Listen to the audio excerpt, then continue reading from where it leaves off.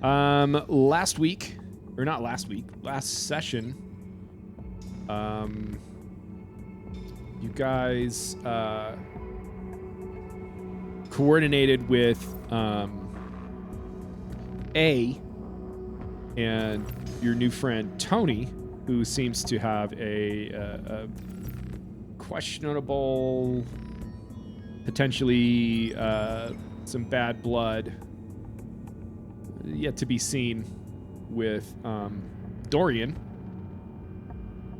There was an argument about, not really an argument, but there was some debate about Dorian's role in Georgia going missing. Tony seemed a little surprised to see that Dorian was still alive, kind of blamed him for George's death.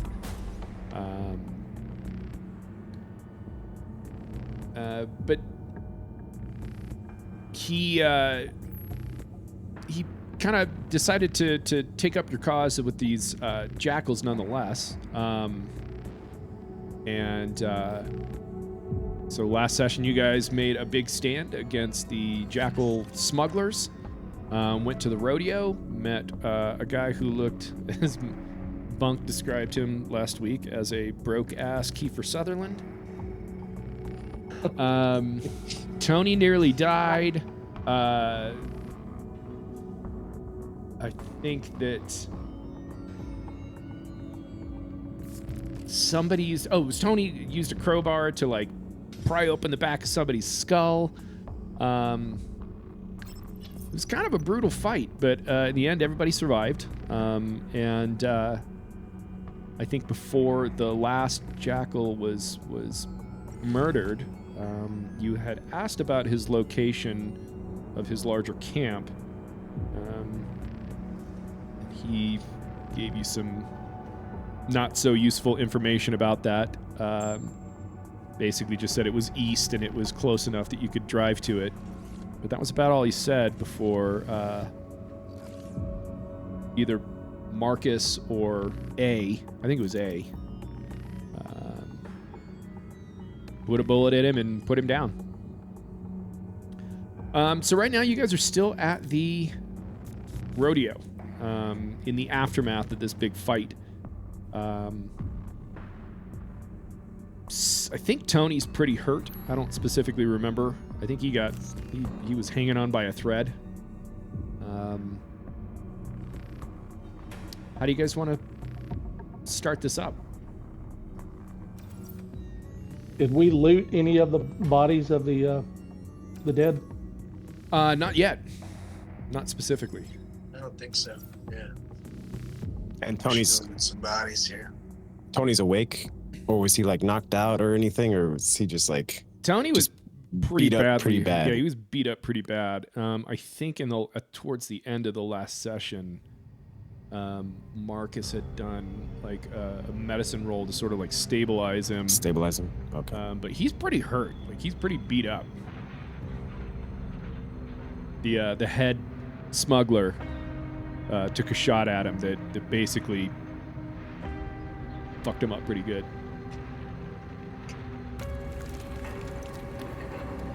He got fucked up pretty good. He was surrounded by dudes. Yeah. And so you guys want to loot some bodies? Is that what I'm hearing? For sure. Yeah, I want to loot some bodies. Okay. Give me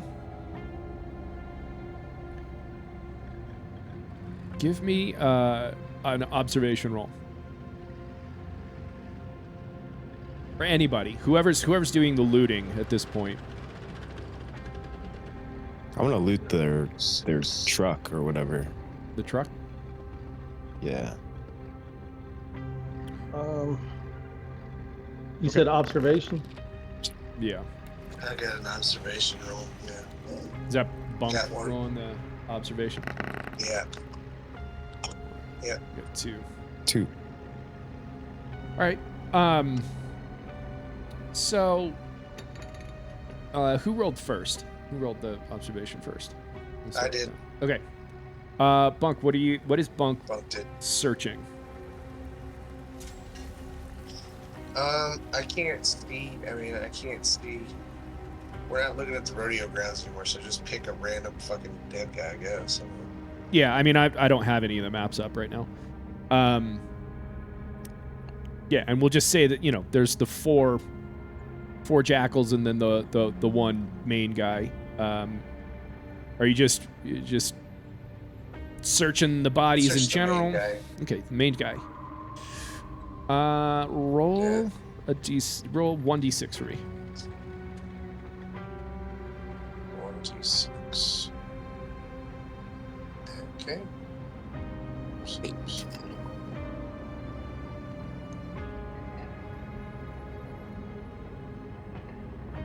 Hold on, I'm not clicking on my shit.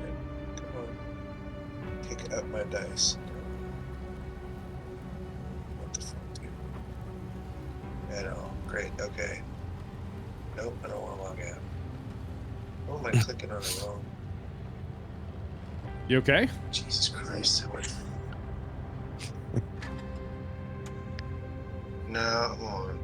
Now it's like not signed in. Let me click on the phone. Jesus Christ. Here, I'll roll a d6. I'm a computer. Yeah, Or just roll a d6. Anybody roll a d6 for me.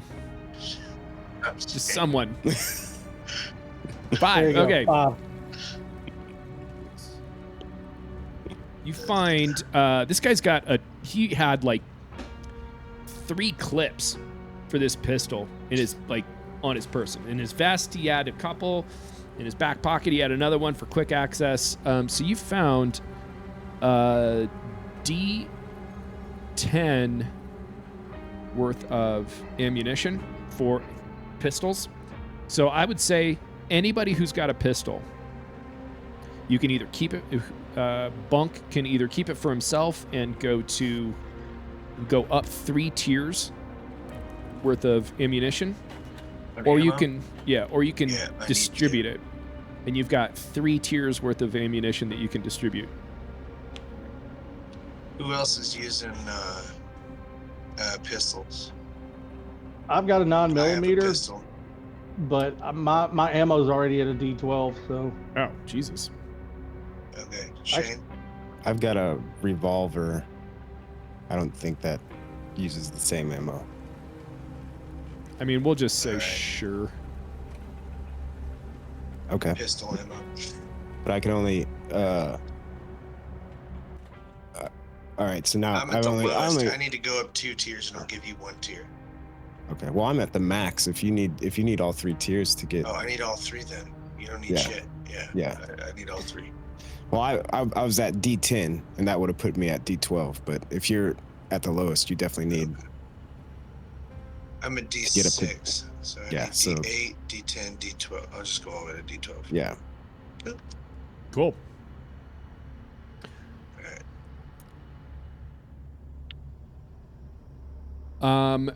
Who was the second person to roll your observation roll? Danger. Danger. And you said you're searching the truck, yeah? Yeah. Okay. Cab or the back? The cab. Okay. First. So you kind of rummage around in the cab of this truck and roll me a D6.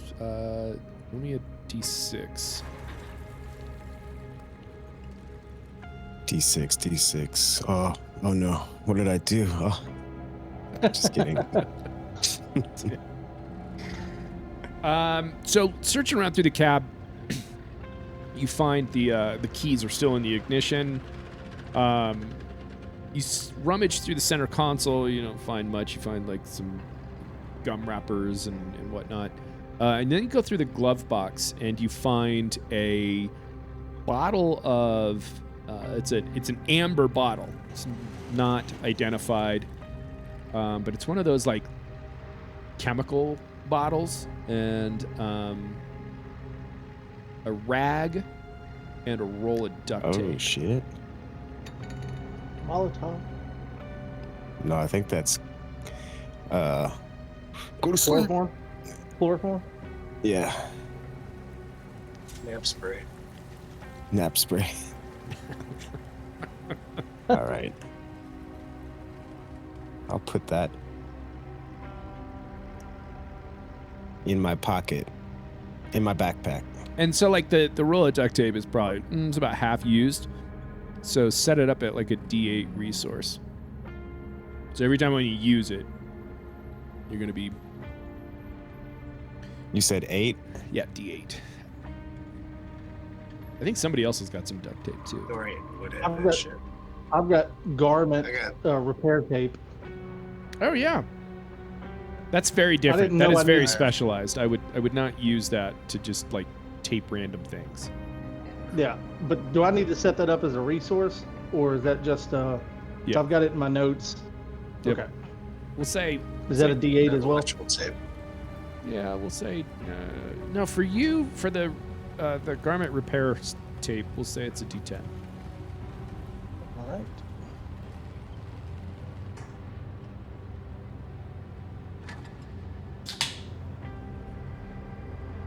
Anything else? Should we d- check is the there back? something? Yeah, I was gonna say, do you want me to check the back or Yeah, check another the body? back. Whoever wants to. Observation. I can do that with wit. That gives me one more. So.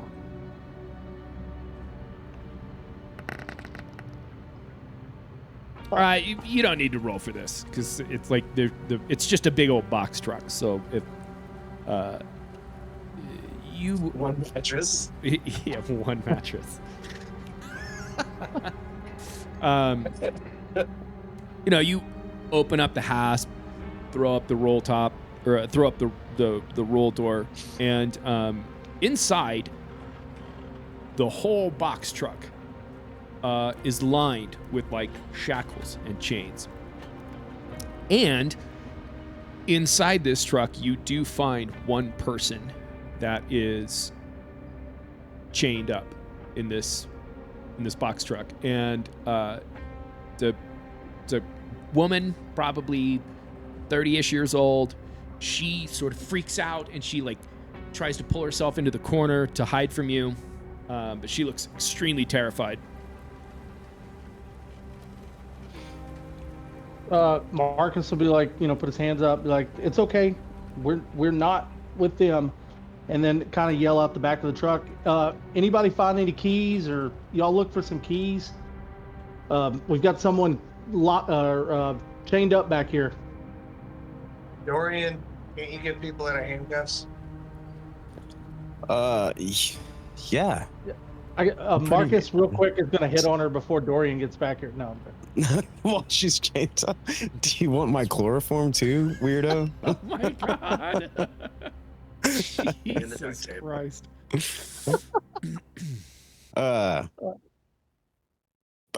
So you didn't find any keys on the main guy? No. Just I found don't think so, I the think. bullets? Are Just there ammo. keys in the ignition or anything? Yeah, you found the keys to the truck in the ignition. Okay.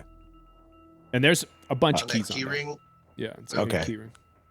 So I'm gonna take those keys and try and unlock the girl. Okay. So you're running around to the back of the truck and you're trying to unlock the Yeah. the manacles. Okay. So as you get closer, you can tell she is fucking terrified. She is creepy. She is like pressing up against the back of this truck, trying to keep distance from you. And as you get closer and closer, you can tell that her level of anxiety is increasing every step that you get closer to her. All right, so I'm like, whoa, calm down. We're not one of those guys. I'll pick a key, any key, and we'll see if it's the magic one that unlocks you. And we'll just go down the line. She doesn't say anything to you. Are her feet No, chained up too, or is it just her arms? wrists. Yeah. Okay. And this is like a 16-foot box truck. If Okay. you were moving from like, I don't know, St. Louis to Denver, you would potentially rent this so that you could fit your mattress in it. Oh my god. We didn't even come close to filling that thing up, dude. Yeah, Ryan was there. He was the one that helped me move Yeah. it. Anyway, so it's just like a conventional like 16-foot box truck.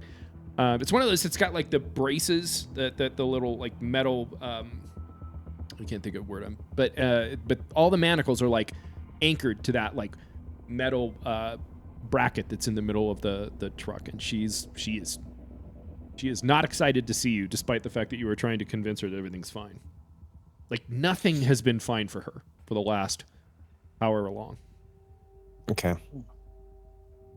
I'm gonna turn to Marcus and be like, should we just should I just like unlock her, or like give her some time, or what do you think? Should Bunk make some stew? Some chloroform? I don't want to chloroform her. Oh, I'm just saying, you chloroform her, she wakes up out of the shackles. No. Jesus. That's the best way to earn someone's trust. I feel like Silas would have killed her already. No, so let's see, I was searching the other guy. I hear the commotion back there in the lady, and I kind of walk around the back. Okay. I'm like, whoa. I'm trying to kind of like talk it down. I have 0 convincing skills here. You got one. We'll see. Yeah, that's right. I have one. Can I try to offer her some of the water from my flask, just to show her like, hey, just take a sip, and we're gonna get you out of these. Yes, you can offer her a sip of water. Okay, so Marcus will like pull his flask out and say, take a sip. I know I'm gonna pour it in your mouth for you because your hands are still shackled. Give me a persuasion roll. Just before he does it, so don't drink it, it's piss. I've got a filter too, don't worry. You said persuasion. Roll. Oh shit. Okay. Hey. So she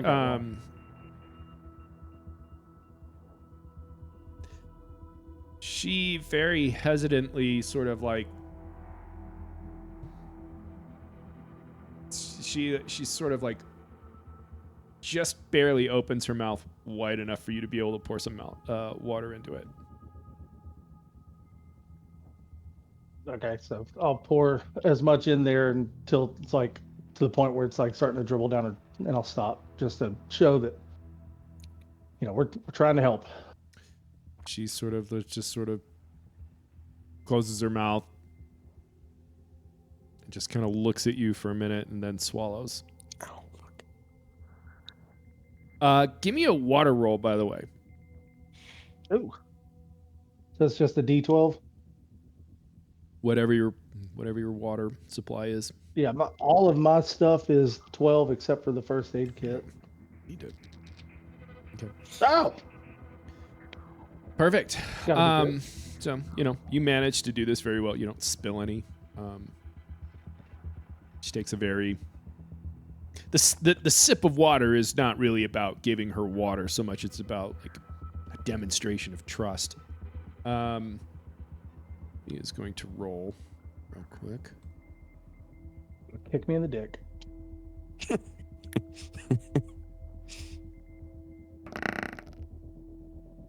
Okay. And she swallows the water, but she keeps sort of like an eye on Dorian. You can tell that she's not even paying attention to you so much as she's paying attention to Dorian. Because Dorian's got the keys. And Dorian's the one that's coming in to like unlock the thing. So I'm dangling the keys out. I see she's noticed, like she's keeping an eye on me. And I've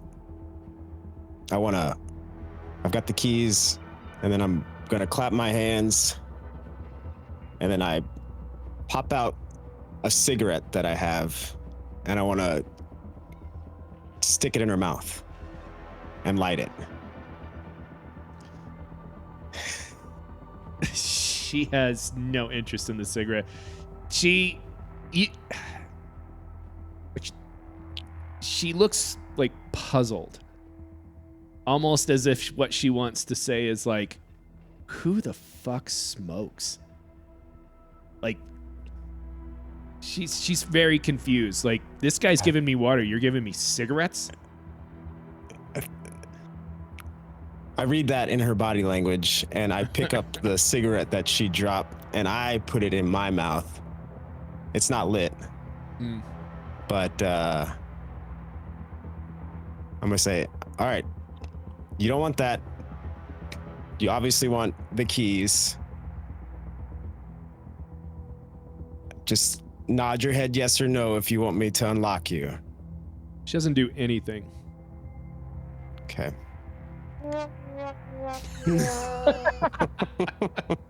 Fucking hell. That's awesome. Fucking soundboard. All right, I'm gonna force freedom upon you, lady, and I'm gonna just try and see if I can look at the keyhole and try and pick out which key is most likely gonna fit in there, and then just unlock her as fast as possible. Okay.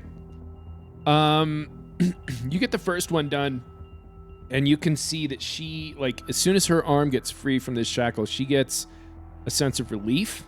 She kind of shakes out her hand a little bit. And you're going to do the other one as well? Yeah. Okay. So you get this other one off. She does the same thing. She sort of rubs her wrists a little bit. She doesn't look relieved. She still looks very frightened. She has a very serious look on her face. And she stands up. And when she stands up, you realize that she is, first of all, very, very tall. She's about 5'10". And this is the first time you really get a chance to understand that she looks like maybe she was a college athlete. She kind of looks at you, nods her head a little bit. She kind of looks you up and down. And then just kind of tilts her head a little bit as she's looking at you. And she comes in with a fucking elbow. She's going to just try and fucking rock you right in the face.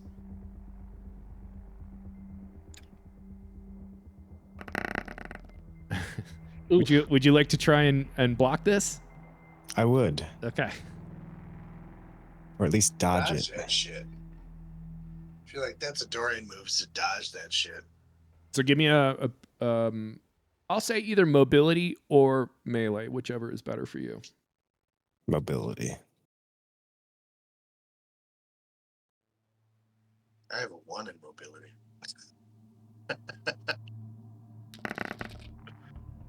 Oh my god. I'm gonna push that. Okay. Don't forget your stress. Yeah. In the face. Oh wait, I still have 2 stress. Already. Perfect. God damn it.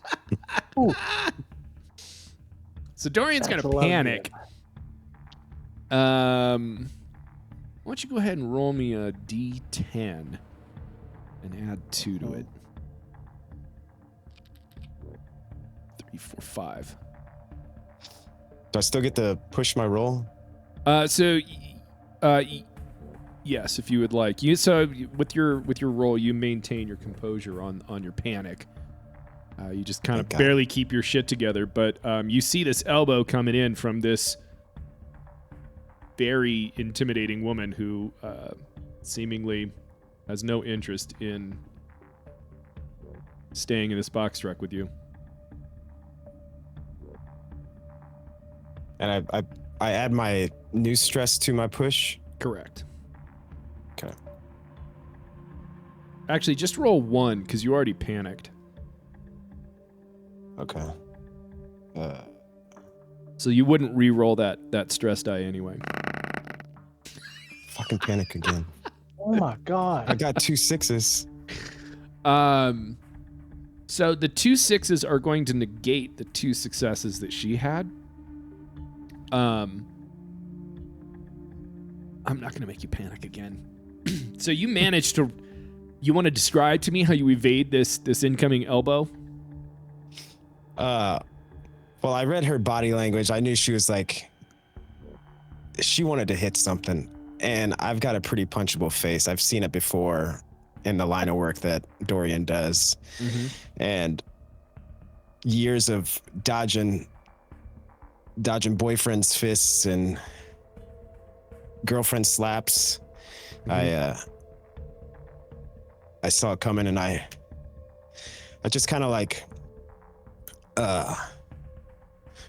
because my coat makes me look a little puffier, I just kind of like dodge it out of the way. Okay. Does Marcus want to do anything? Oh, yeah. So after you're in the he truck sees with her. that, yeah. But the one that she's going with the elbow with, like that hand's free, correct? They both are. She's free. She's Marcus, up. Marcus is gonna just try to grab both arms and put them back and be like, "That's not what we're doing." Give me a force roll. That sucks. that is 2. She's strong. My strength is 2 and my force is non-existent. So Good lord. Got 1. So her success is going to negate yours. And you're going to reach out and try and grab him or grab her, and she's just going to shuck you off, and you realize, holy shit, this woman's strong. And she's just going to fucking bolt out of this truck. I'm at the end of the truck. Okay, so you're at the end of the truck. You see this all happening, and you see this woman tries to take Dorian out with a fucking elbow to the face, shrugs Marcus off like a paper bag, and then she is just booking it. She is hightailing it directly towards you, where you're standing at the end of the truck. Okay. I raise my hands in absolute, say whoa, whoa, and I kind of move. I move out of the way, showing that she can escape as she wants. Like instead of parallel or like perpendicular to her, I like move to where I'm parallel. I'm like, you're free to go. Nobody's keeping you here. We just want to know what the hell was happening.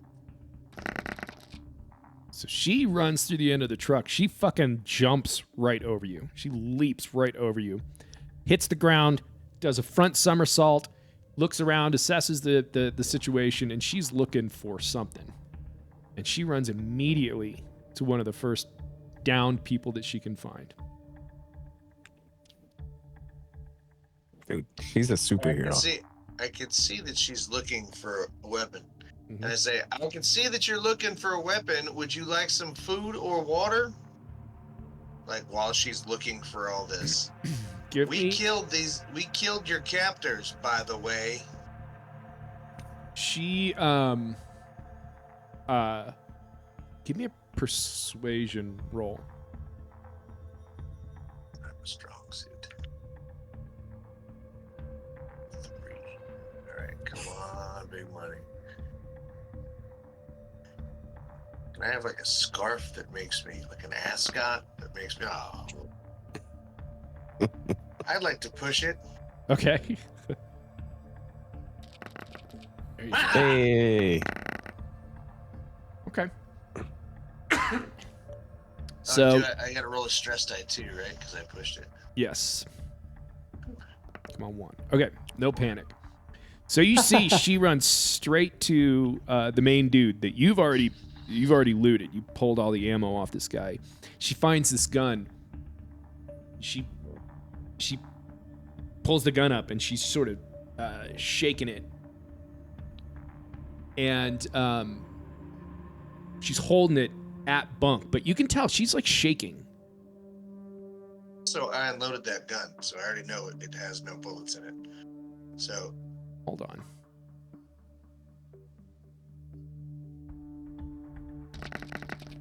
Did Did you check the chamber? Bunk definitely would have. For sure. Actually, If I searched and anyway, that was the one guy I fucking searched and took all the ammo off of. Yeah, I would have checked the fucking chamber of the.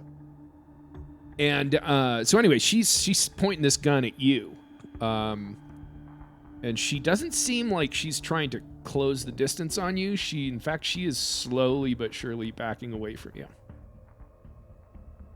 Pointing a gun at you, hands shaking. I'm walking towards her, and I kind of swing my backpack off, and I'm reaching. We got a couple of MREs if you're hungry. I don't know how long it's been. And like, I'm just talking as I'm walking to her, scrounging through my backpack. And then I find an MRE, and I hold it up. I don't know how long you've been in that truck, but we got extra food if you want to eat something. And I keep walking. I walk till I'm at like 20 feet away from her, and then I take the MRE and I kind of throw it like 10 feet, halfway in between us. I'm like, I'm telling you, we're not the bad guys here. We just killed these guys that had you captive. So What's your story? You throw the MRE, it lands at her feet. She doesn't even look. But she's still just shaking, and she's pointing this gun at you. By this point, Marcus and Dorian, would we have like climbed down out of the truck? You tell me. Back of the truck. So Marcus has seen all this. Like, she threw this off, did this fucking ninja fucking roll out of here, and was like, "Whoa!" So, like, Marcus is assuming okay, she doesn't look very weak, so maybe she hadn't been locked up very long. So he kind of wants to come to the back of the truck, sees the gun pulled, and his hands are up. No weapon drawn, like crawling out, and says, "Look, what's your name? Calm down. We're not gonna hurt you. If you tell me your name, tell me where you're from. Maybe we can help." Let me see what. I forgot what her step.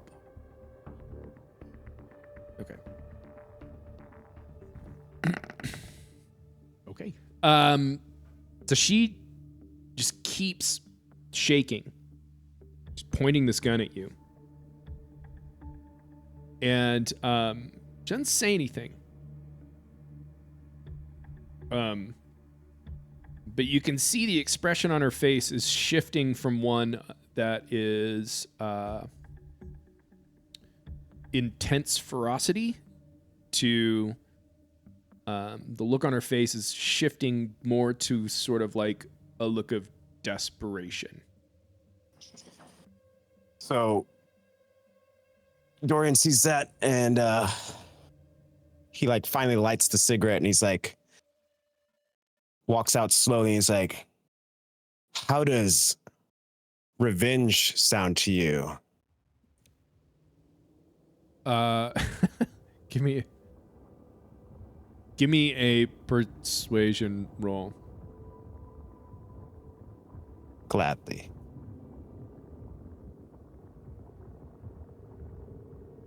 Let me scroll back up to see how much stress I have. 11. Just kidding. It's only 3. Okay. So at this point, are you kind of like still walking towards her? Yeah. Okay. So as you get closer to her, her breath starts to increase. She's starting almost like she's hyperventilating. And then she just lets out this scream and pulls a trigger. And you just hear it go click. And you can just see the look on her face. Like her whole complexion just goes white. And her eyes roll on the back of her head. And her whole body just turns into jelly and she collapses on the ground. And that's how you de-escalate a situation, guys. Get the gun. And he tosses the cigarette.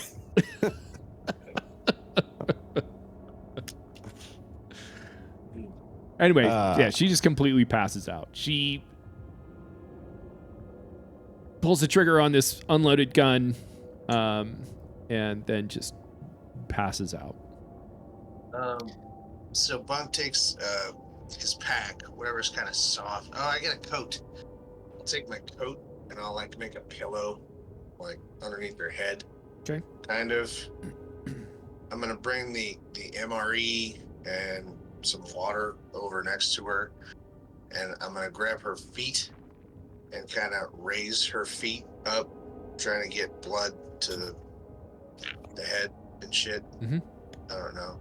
I'm gonna say, wake up, wake up. Should we like just like kind of like start a fire and let her like wake up to somewhere cozy? Maybe You know what? start like some that. stew. So A is like, I like that idea. hey guys, before we get into making stew and setting up camp, you know, not for nothing, but we do know of somebody who has a hospital where we could Oh shit! Yeah. potentially take her and let Grace give her some fluids and some food, and she can wake up in a bed and not in the back of a truck, surrounded by more intimidating dudes. It's a great idea, right. eh? Maybe we also, maybe it's just a good idea to get the fuck out of Dodge. True. All right, we got to transport her to the hospital. Let's put her back in the shackles in the back of the. Oh my God. So we parked our Fucking other brutal. truck like a ways back, but we can take this one to that Yeah, other for one sure. and then take them both back Put her in to. the front seat. Put her in the front seat. Don't put her in the back. If she wakes up in the back of that fucking truck, she'll go ballistic. Yeah. Okay. A is like, why don't we, let's not put her in the truck. Yeah, it's just walk. We Somebody else take the truck. Somebody take a guy in that truck to the other truck. Those people drive up here with our other truck, and then she can get in the other truck. Okay. I'll drive the big truck to the other truck. All right, I'm gonna stay with her. So your other I'll- truck is I'll like go- that APC that you guys that A had, right? Okay. Yeah. Okay. So who is doing what now? I'm sorry, I lost track. I'm taking And take A. A and Marcus to the other truck, and Bunk and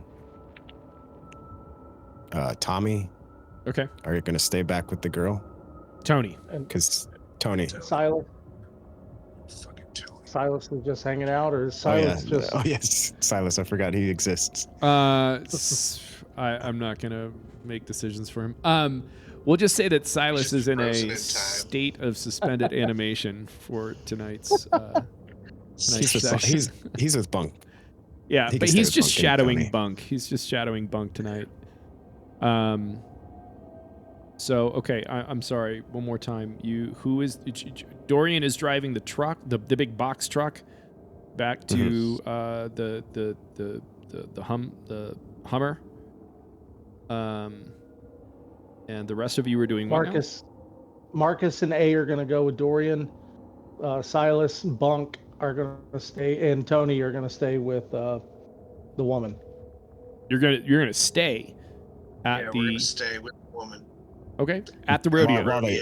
While they pick up, while they get just the get other the truck, car and then Yeah, we're just going to get the other truck.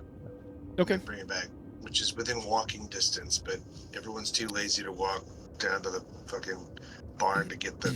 Yeah, the barn's like a quarter mile away. Yeah, it's good, pretty good distance. Yeah, the barn was about a quarter mile away. So, yeah, I mean, nothing, no need to roll anything extravagant. You guys make your way down to the barn. You guys, somebody hops out, grabs the APC, and you guys bring it back to the rodeo. Is Dorian doing anything with the big box truck once you guys get to the barn? Yeah, I'm gonna go ahead and drive on to the hospital and give them a heads up. Okay, so A is going to drive the personnel carrier back to the rodeo. He's going to pick up Marcus and Bunk and this mysterious woman. all of you That guys puppy, sort of bro. like caravan your way back to the hospital at Grace's hospital, the old YMCA. You arrive. They open the gates. They usher you in. The guy in the tower's like, "What's the deal with the box truck?" Outside of that, you know, you wave at him, like, "Hey, it's us," and they wave you in. They close up shop behind you.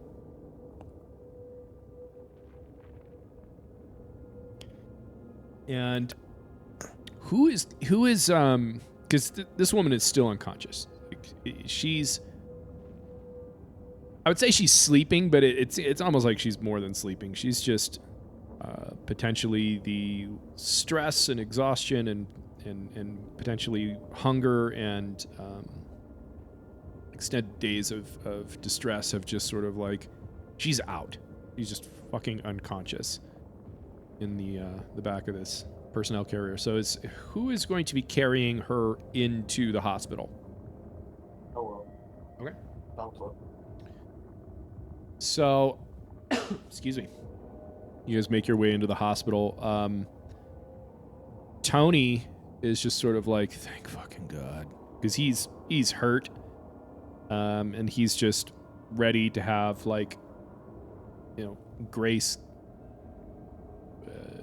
give him some basic medical care.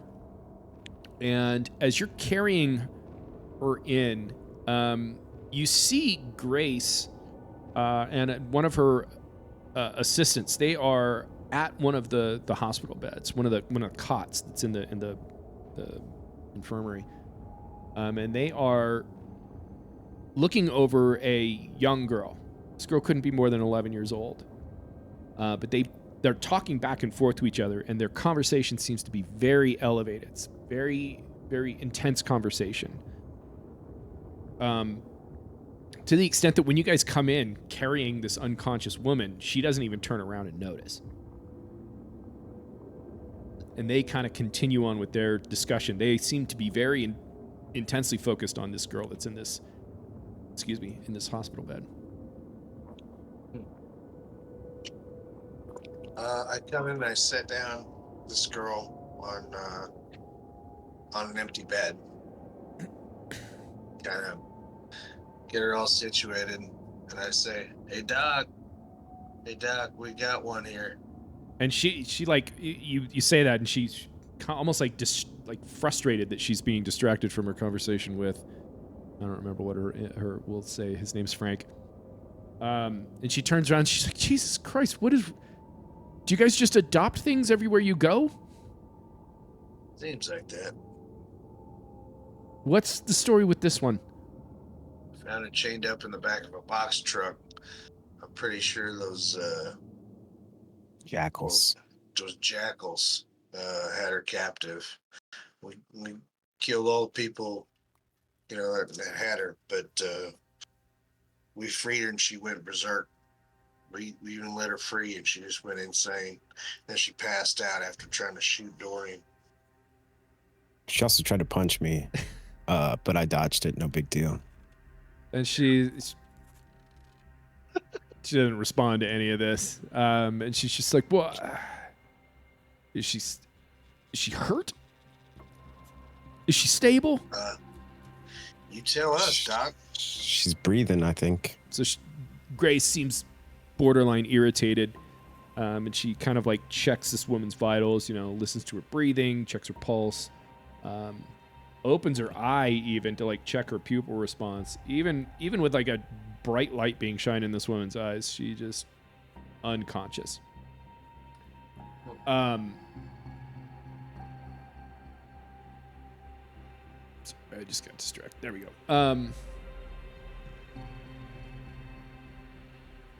Grace kind of like gives her a cursory, exam, and she's just like, she can wait. And she turns back to this girl, and she's like, we have to focus on this right now. And as you guys kind of like look over, there's this young girl, maybe 11, 10 years old, somewhere around there. And they have like an IV hooked up to her. Grace seems very concerned. And she just sort of turns to you guys and she's like, they found her wandering aimlessly in the meadow outside the compound. She hasn't spoken. She's borderline catatonic. She has a major gash on the lower part of her left leg that is radically infected, and she's running a fever right now. And I don't know that I have the resources to help her. I've given her penicillin. She had an immediate reaction to it. I had to treat the reaction. So she's allergic to penicillin. I can't even treat her infection. But this girl's going to die if I can't figure out how to help her. Yeah. What do you need from us, Grace? Let us know. Allergy medicine that's not penicillin? So, Grace, she's not entirely sure. She's just like, I don't know. I'm at my wit's end. And Frank kind of speaks up and he's like, there's always the ambulance. And Grace kind of looks at Frank. She's like, I don't know if there's time. What's and the ambulance? Before you guys get a chance to even ask that question, A kind of steps in and he's like, I hate to be the one to say this, but like, if she's as in critical condition as you're saying,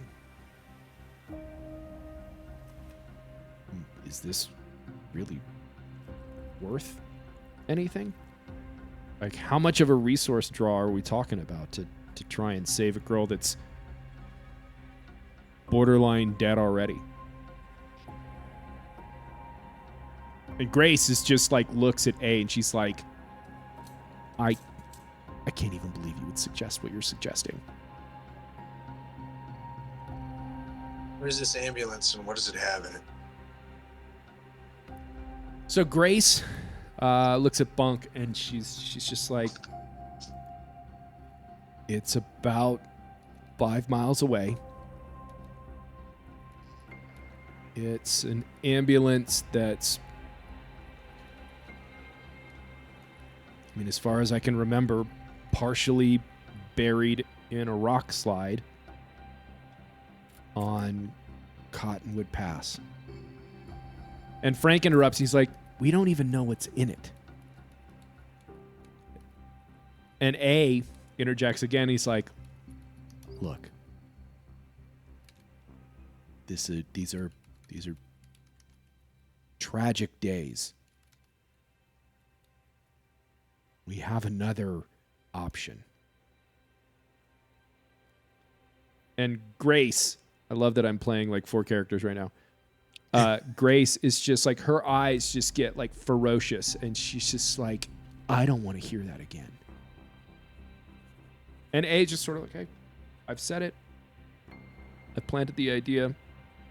I won't bring it up again. But Grace says, even if there's nothing in there that can help her, there might be something in there that might help the next person that comes in here. Well, we'll know that there's nothing in there, and then we'll stop mentioning it. Yeah, let's go to this ambulance, I say. If you can take care of this girl over here, as long as we know she's in good hands, Grace, we'll go look at this ambulance. I ain't gonna let no little girl die. I can help it. So,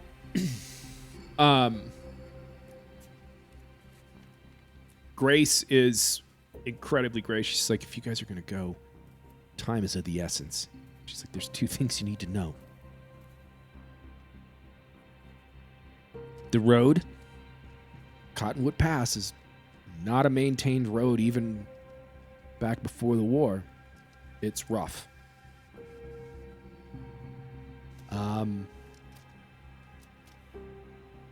But if you can get there and get back, time is of the essence. You got horses? You got any other transportation other than cars? Grace doesn't. No, she's like, no, I don't. So we gotta do this 5 miles on foot. How close can we get with vehicles to the impassable part? Didn't we have horses when we showed up here? Before we traded it out for the vehicle? Did you? I mean, you have 2.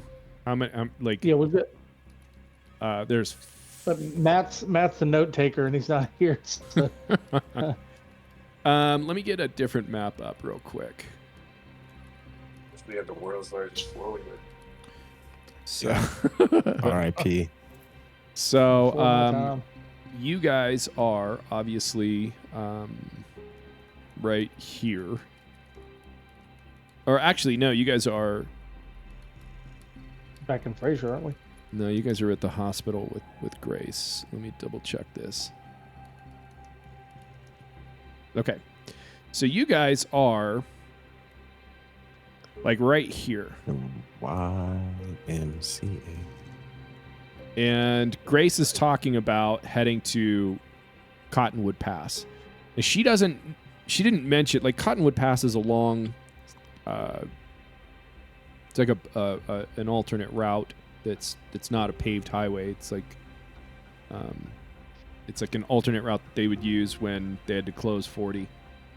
But she says that the ambulance is somewhere along that pass, but that because of the years of deterioration and I mean, she even mentioned that the ambulance itself is partially buried under a rock slide. So once you get to Cottonwood Pass, you're probably going to be on foot. But it's not terribly far away. To get to the access point for Cottonwood Pass, that's like 7 miles away. And you could take that. You could take one of the trucks. We'll take the box truck or some shit, or whatever's easiest. Doesn't matter. Okay. Whatever you guys want to do. Well, no, we'll take the other one. We'll take the other vehicle. We'll take the good vehicle. Okay. A sort of, he's like, look, guys, I applaud your heroics, but I don't really see the point in this one. I'm gonna sit it out. Yep, that's fine. You can sit it out. You would. We gotta try so we can sleep well at night. We got enough bad things we did in our lives. So, make up for it. Tony agrees that he'll go with you. You haven't figured out why he seems to be interested in going with you, considering he was very badly hurt and was the one that was urging you guys to go back to the hospital. But Tony's like, I mean, I guess if we're doing this, we're doing this. I tell Tony, you can just sit this one out, buddy. You were massively gutted at the rodeo. You have taken no time. Please just sit here and recover. We don't need you on this one, buddy. Okay. So Tony, he's like, thanks. And he pats Bunk on the shoulder and he kind of pulls Bunk in and he's like, whispers in Bunk's ear, keep an eye on Dorian. I don't trust him. No shit. And then I turn around and walk off. No shit. So Frank, I don't know. I think his name changes every time we have a session. The assistant to Grace just like, come on, Tony, let's find you another bed. And Tony lays down, and you guys, A tosses you the keys to the personnel carrier, and you guys load up. Who is driving? I can drive. Yeah. Okay. Yeah, I'll be on lookout. Maybe in the shotgun seat. The binoculars, just kind of scanning as we go along. Okay. So you guys get on 40, start heading north. Pretty uneventful. You drive past the old northern checkpoint where you guys took out the last of the vanguards. Bodies still lying in the middle of the highway. Fuck yeah! I start high fiving, like I'm waiting for someone to high five as we drive by it. Like, that shit's still on fire? Fuck yeah, man! Fuck yeah! So it's not a terribly long drive. You're on a highway. You guys have taken out the biggest threat in the region. So time passes pretty quickly on this highway without incident, and then you get to the point on the highway where it shows the turnout for Cottonwood Pass. And as you get to Cottonwood Pass, you see exactly what Grace is talking about. Like, it's a road, it's an established road, but it is not like the highway that you're on. Whatever service was maintaining this road at one point has not taken care of this highway in many, many years. It's got that washboard rutting. As soon as you guys turn out on it, you can just feel it rattling the suspension. There are places where runoff have just created giant ruts in the road, and you get to a place where you feel like it's no longer safe to drive. We're just gonna have to walk the remainder of this. How far out do you think? How far have we gone so far? I would say that if you're looking at the map and you see the little the turnout point on Cottonwood Pass, I would say that you guys are still in this first. Yeah, you guys are still in this first little hex. Okay, I'd like to think that we kind of showed our map to A and kind of asked him where along Cottonwood Pass it was before we got going. Like, can you show us where it was? I mean, I'm kind of meta-gaming at this point. Where the ambulance would be? A has no fucking show clue. us where you think the ambulance was. Show us on the doll where you think the ambulance was. A doesn't know. A, like, I mean, are we like retconning this conversation back at the hospital? A has no idea. He's like, I don't know where this fucking thing is. This is Grace's idea. Okay, I was under the impression that everybody knew because they all referenced the ambulance, which apparently someone's seen at some point. No, it was Frank. That was fucking new. That was Frank. All right. So if what you want to do is like, if you want to ask like Frank or Grace, let's see if Grace would actually be able to identify on the map. Let's see if she has like the cartographic skills to be able to interpret where it would be. Good thing is, she is very witty. And she's got the map, so I'm going to give that a +1 gear bonus. Wow. Jesus. That is a lot of ones. Grace is like, I don't know. I'm not like a really good visual like interpreter of distances. Like, I don't have a sense of distance. But what she says is, it's less than halfway. She kind of points at like an area, and she's like, it's got to be somewhere in here. It's got to be somewhere in there. But as she says this, you're like, you're not. You get the impression that she is communicating to you that she is not saying it's right here. She's like, yeah, it could be right in this area. Thank you, Grace. You've been very helpful. Is it okay if I go back and try and take care of this girl now? Yes, thank you. So back to where we're at, which what you were just highlighting, we're not very far from where she thinks it is. Can we try to get to like a high point or an opening, and Marcus uses binoculars to see if he can see what might be an ambulance or... Yeah. Yes, I mean if so, to kind of describe, this is a just a curvy mountain pass that's lots of switchbacks. This section right here is straighter than the section of the highway that's further west. But yeah, I mean, you could certainly climb up on like a rock structure and kind of survey the area. Okay. Give me, do you have binoculars? You have binoculars, don't you? I do have binoculars, yeah. Give me an observation roll. And because of my... shit, I can't use that. Well, I'll ask, like, gut feeling says I can use empathy instead of wits to detect an approaching threat.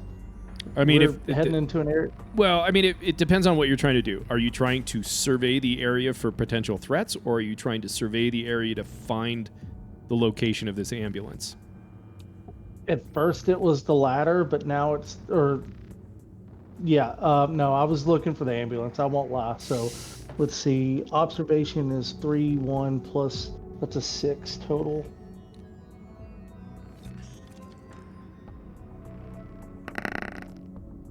Perfect. Nice. Yeah. So you kind of scan the area, and you get the impression that your view is about half a mile that you can see, and you're kind of scanning the road, right? You're following the road with your binoculars, just looking for anything that might align with what Grace described. And she mentioned that it was buried, or at least partially buried, under a rock slide.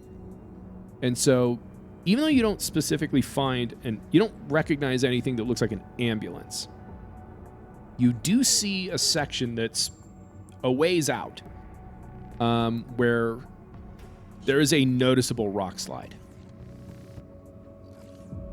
And you think it's about just shy of a mile away.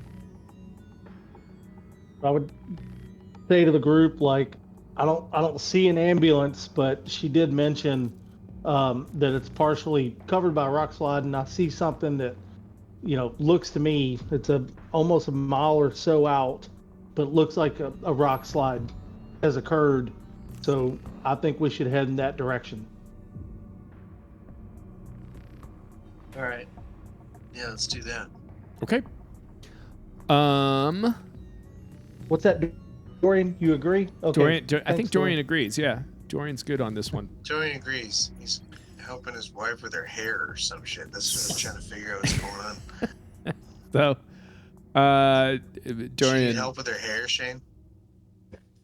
She was in the garage and she said a big June bug flew at her and she didn't know if it was. I knew there was a bug in there. Bug in her hair, Okay. but there was nothing.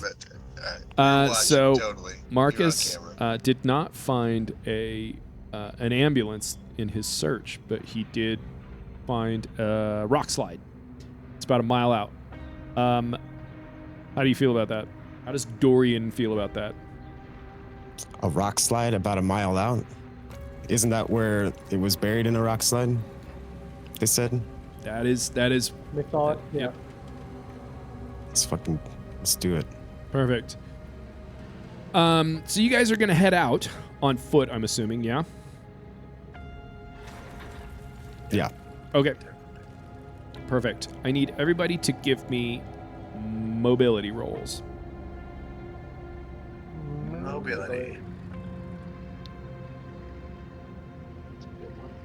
I'm pretty mobile. I don't know.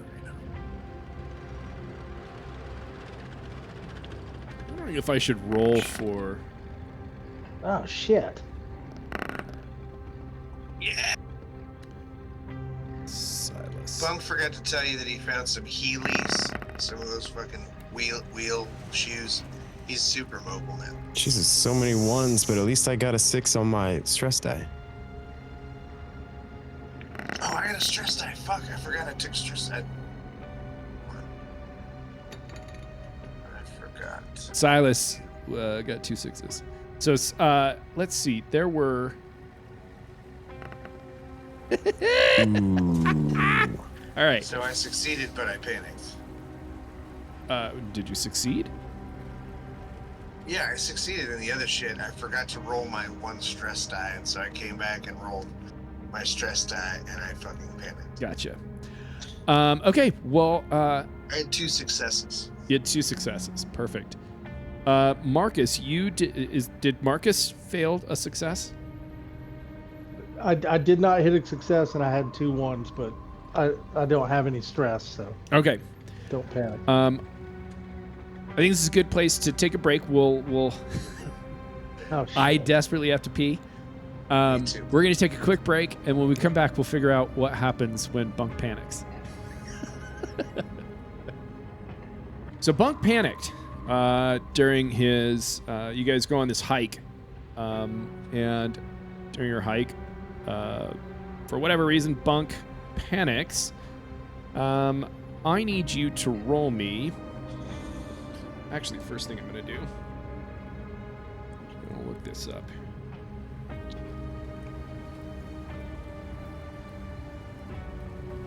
Bunk, why don't you roll me a d6? 1 d6 One. coming up. D6. 1 shiny. 1 d6. I got a 1. Okay. So, Is that bad or good? well, normally, what I'm going to say is that roll doesn't really apply. The outcome that would normally happen on this doesn't really apply to your scenario since you guys are on like an established road. So we're going to ignore that. And then I just need you to give me a d10 and add... How much stress did you have? This one. Just 1. All right, roll me a d10 and add 1 to it. Roll low. Roll out. That's a 10.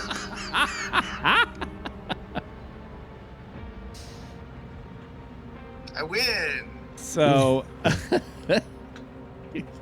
Jesus I Christ. win, I think. So, you're out on this That's where road, my voice is. and you're hiking, and you just like literally within the hour you were fighting all these jackals, and then this woman that was imprisoned in this truck tried to attack you guys. You get back to the hospital, and Grace sends you out on another fucking expedition to help her, and all of the stress is mounting, and you're just really like, now you're out on this fucking highway looking for an ambulance. It's buried in a rock slide, and everything starts to accumulate, and everything starts to sort of like build and build and build. Next thing you know, you kind of have like this breaking point where you start becoming paranoid and suspicious of everyone around you. I need you to make a wits roll. It's, This is how I feel like Bunk should be playing constantly anyways. This is where you're sort of like, I used to live in a bunker, now I'm surrounded by people, I didn't want to be around people. just straight wits. Just straight wits. That's what I was Give me a skill that you think might narratively help you overcome this paranoia, and I'll let you roll the skill as well. That might help me overcome this paranoia. Like, what are the... Wits is crafting... Blech.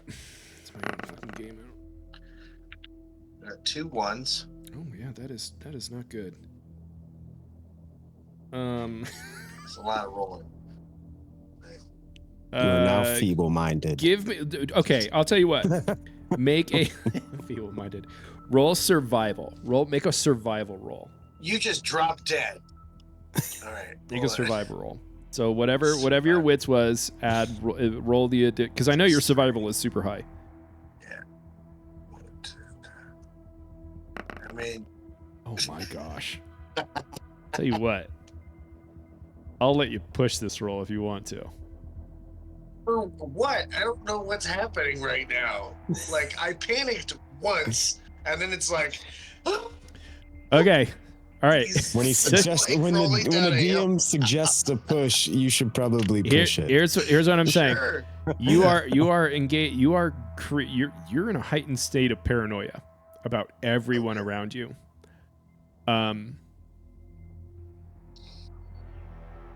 If you don't want to push it, you don't have to. I'm just saying, if you want if I to push it, do I get to roll all my 8 again, or is it what did I roll? How many ones did you have? You had 3 ones. 1. Yeah, I had 3 ones. 3, 4, 5, So you do 5? 6, 7, 8. So it'd be 5. It'd be you. If you push it, you'll be rolling 5 base die. And then 2 stress. Yeah. But what do I roll 2 stress? Actually, fuck it. You know what?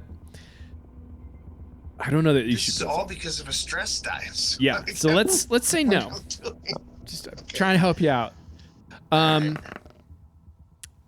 Okay. All right. No success. No success. All right. It's just not going well for Bunk tonight. Just to be clear, it's just Marcus, Dorian, Bunk, and Silas, even though Silas is just sort of like a ghost phantom presence. All right. Yeah. 1 and 2 is Marcus. 3 and 4 is Dorian. 5 and 6 is Silas. I need you to roll a d6.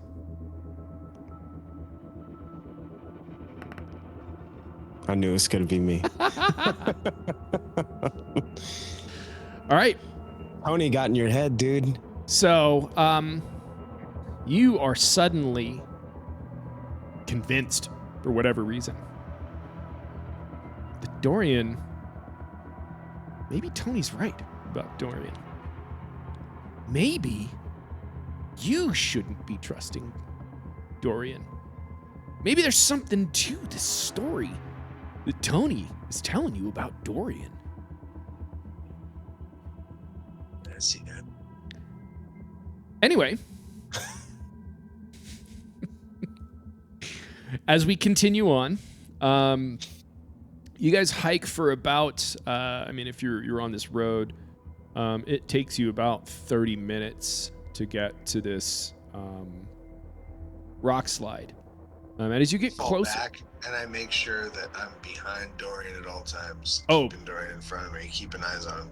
perfect. I love that. Yeah. So as you get closer to this rock slide, you do see sort of like, as you get closer, what's the marching order? Let me figure that out. Obviously, Bunk is not in front because you're behind Dorian, but you're at the very back. I'm like, you good, old man? But I'll be I'll be in the middle. I just look at you. I just kind of give you an ice cold Bunk stare through wispy, wild eyebrows. Who's out front? Did Marcus? You said it was Marcus out front.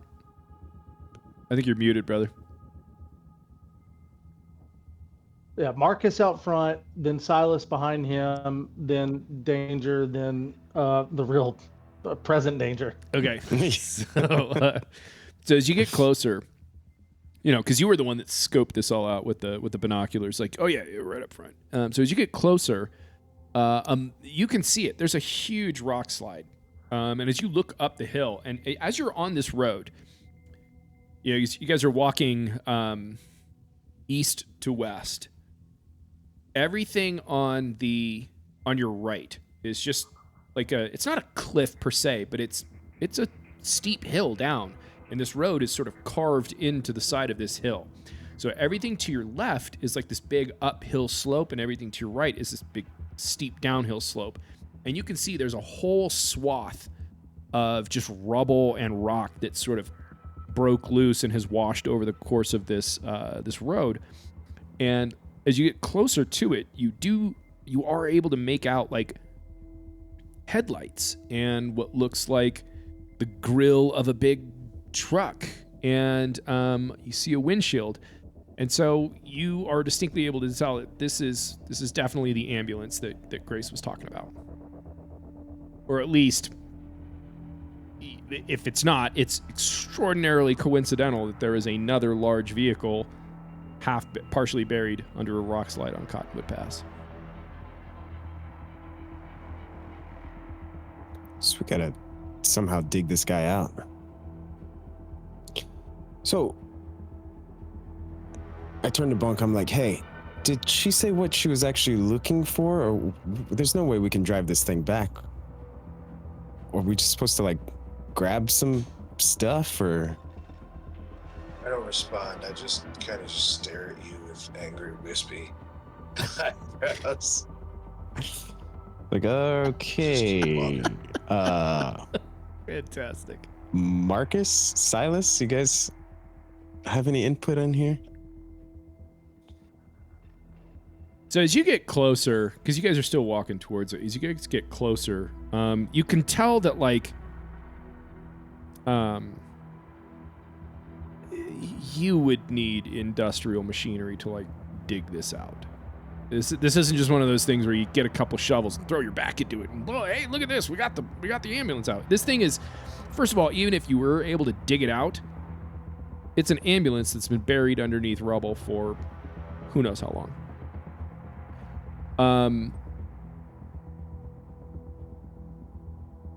Is anybody getting closer to it?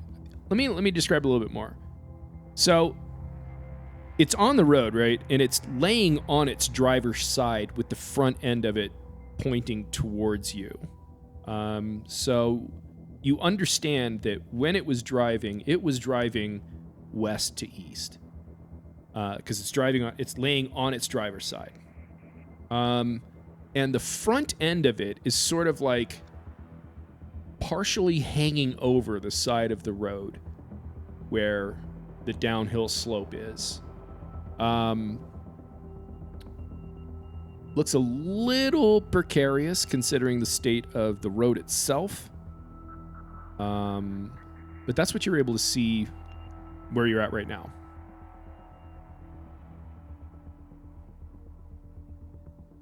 Can Marcus kind of look through his binoculars from where we're at just to... You don't even need to look at your binoculars. It's like, I would say at this point, you're like 30 yards out. Is there a way to maybe get through the windshield? To bust through the windshield or something and access the back of the truck? So are you guys like, approaching it and getting close enough to it to sort of inspect it? Yeah. Before we do that, can we look to see if there are any signs of, since the rock slide, any kind of like human traffic through here? Like from, I know we're 30 feet out, but like any kinds of like maybe people having a campfire or maybe some kind of like a... Give me an observation roll. And so I would say that this would be one of those, gut feeling things. Okay, so that's for but I don't get to use my binoculars. Binoculars would bonus. Yeah. Okay, so that's 5.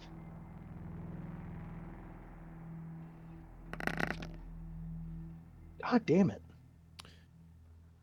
I mean, you don't really notice anything specifically. I mean, you look around and it's just sort of like it's a gravel road. There's a rock slide. Who knows who could have been up and down this road? All right, so Silas, go up there and use your fire poker to bust open that windshield. So, who is going to approach the ambulance? Bunk does. Okay. So as Bunk gets closer to it, and you kind of inspect it, you can tell that like the passenger side door is something hit it. There's a giant dent in it, and it almost looks like maybe that the passenger side door is completely inoperable. But the window on the passenger side has been broken out. It's completely missing. So entering it, you could crawl through the passenger side door.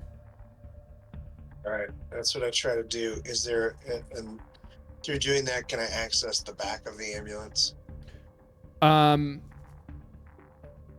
You don't know yet. Oh, okay.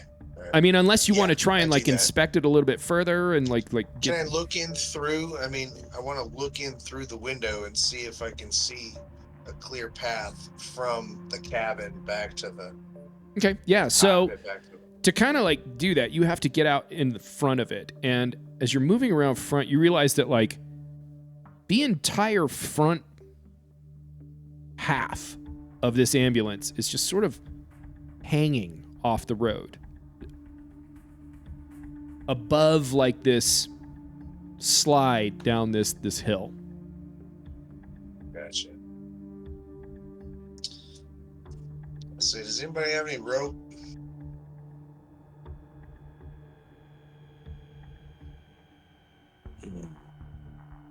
I've got a pocket full of almonds, apparently, but no rope. What?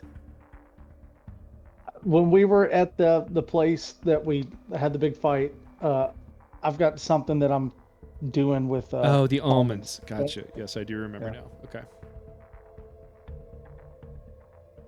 I don't have any rope. Does Silas have any rope? I don't know that any of you guys have rope.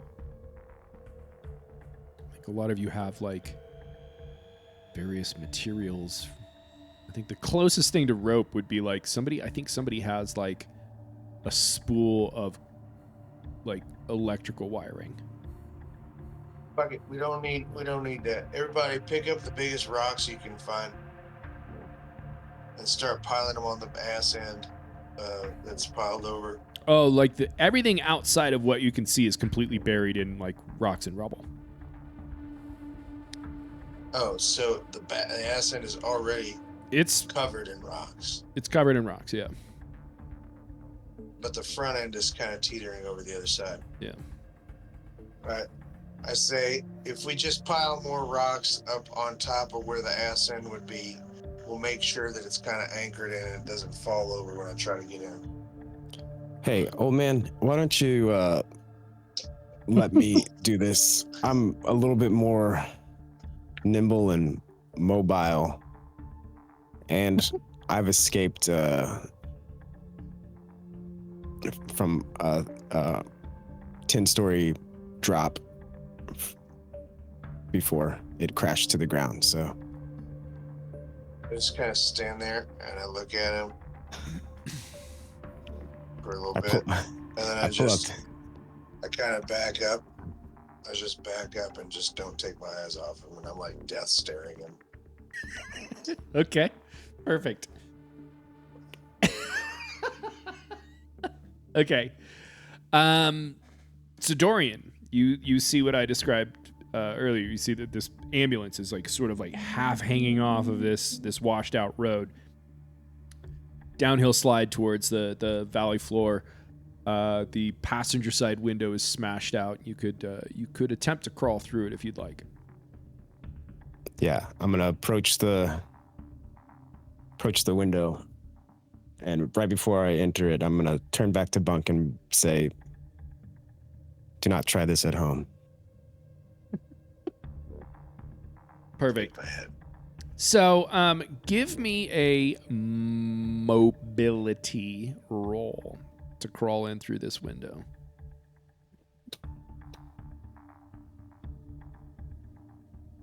And I'll give you a +2. +2 die? Yeah, +2 base dice. Damn. For reasons that I will not yet explain to you. Jesus Christ. That's no 6s? No 6s. And I panicked. And you panicked. God damn it. Silas is our anchor being, apparently. How did I so. not get a I don't fucking know, 6? dude. The odds on that are absurd. So the first thing I Wait. need you to... How much panic do you have? Whoa. Yeah. I feel like I need to push this. Right? How many ones? I got 2 ones. There you go. So that brings me down to 8. Yep. I'm gonna push it. Okay. I'll add another stress. Going for PR tonight, guys. This is amazing. I love I hear this. you. How much stress can you take before you just have a fucking anxiety attack? I don't know. That's an amazing question. Monica's in the middle of one right Oh. now. There you go. Okay. Got one. Jesus. Okay. So you make your way into. Oh man, but this is where it gets fun. You make your way into the cab, and you about half. You get about. I'm sorry. Go ahead. I'm so panicked. I can't get myself back out. Like a cat stuck up a tree. You get about halfway in. And as you're working your way in, you look over and you see that the driver of this ambulance is just dead and decaying. And there is literally a crow just picking at the flesh, the exposed flesh on this dead body in its face. I need you to give me a wits roll.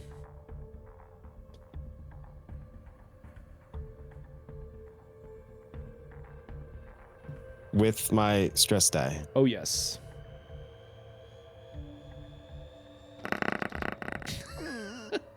God damn.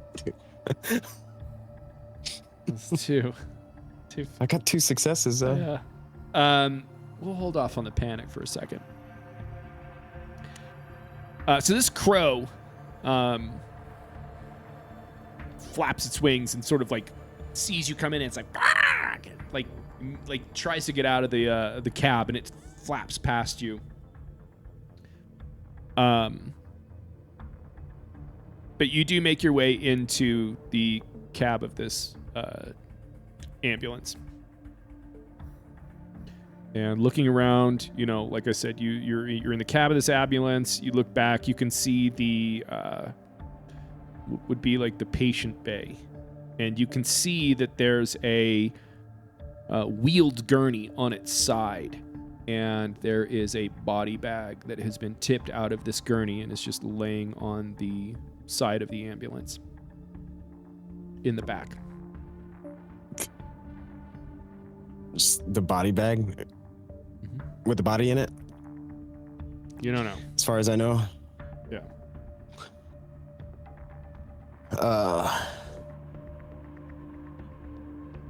I yell out, what am I supposed to be looking for? Anything for that little girl? Anything helpful. Grace made a specific mention of antibiotics, but nothing penicillin, because the girl already had a reaction to penicillin. Okay. Can I just search for that stuff while avoiding the body bag? You want to avoid the body bag? Yes. Okay. Yes. So you're just sort of searching the back of the ambulance. Yeah, just rummaging through. Okay. So let me tell you everything I can see. Let me tell you what you find, and then I'll let you decide what it is you want to take. So you find a small oxygen tank. I would say this, like, if you were to imagine like a 5-pound CO2 tank, it's about the same size as that. You find a IV system that looks like it's sort of destroyed. It's plastic is sort of rotted away. You see a defibrillator. You see a biohazard bin. Just rummaging around, you find a box of black nitrile gloves, box of like N95 face masks. You also find a medicine cabinet.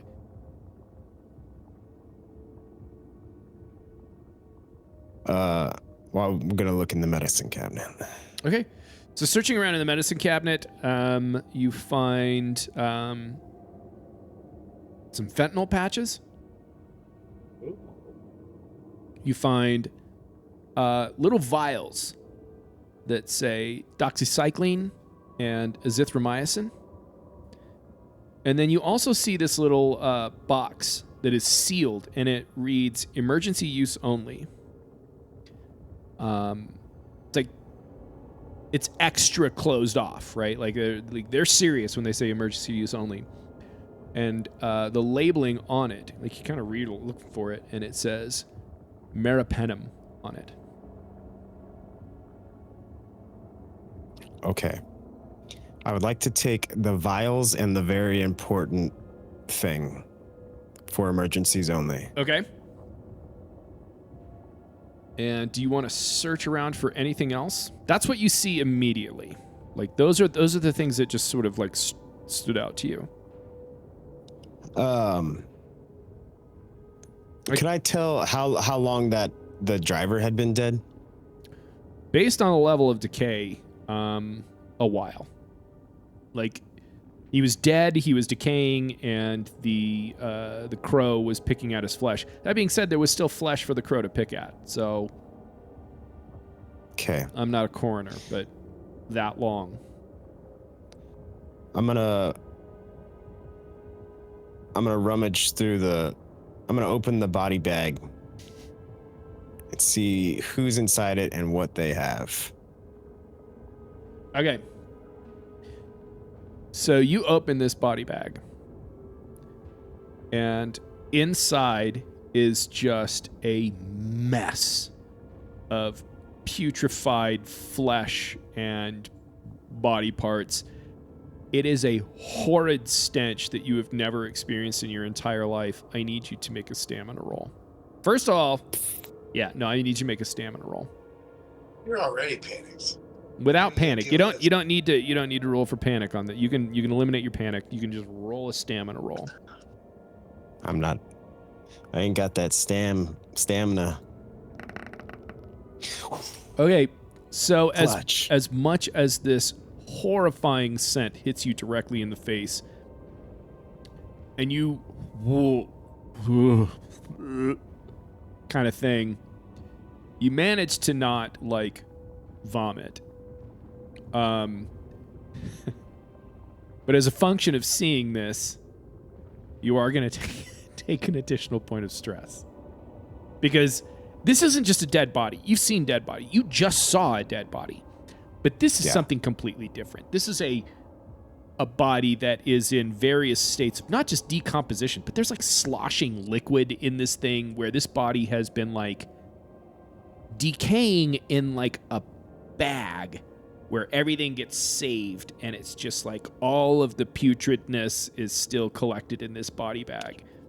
So Curiosity killed the cat, man. So you are going to take another point of stress. Yeah. I'm at 5, guys. Burgers and friends. Can I? So I want to take those vials, and the very important thing, can I like also carry out that defibrillator? Yeah, I mean, all of the medical stuff that I was describing, it's all small enough that you could just sort of like stuff it in your pockets and stuff. Defibrillator's a little bit bigger, so you would have to like carry that out itself. Yeah. Did you want to roll through and search for anything else? Like you open this medicine cabinet, and there's a ton of stuff. The stuff that jumped out at you, because it's right up front. But there's like rows and rows of stuff. Like this is a full medicine cabinet, and there's like, it's on its side, so it's been tipped over and everything's sort of scattered around. But like if you want to dig through all of the inventory, yeah. So first of all, would Grace have said anything like when she said penicillin she's allergic to? Would she have alluded to amoxicillin being something that would be? Amoxicillin is penicillin. She didn't say anything. She just said azithromycin is the. She said she needed antibiotics, but she could not use any more penicillin because she already had an allergic reaction to it. So if you want to search through like this scattered mess of medications that's in sort of like this medication cabinet in this ambulance, first thing I want you to do is roll me a d6.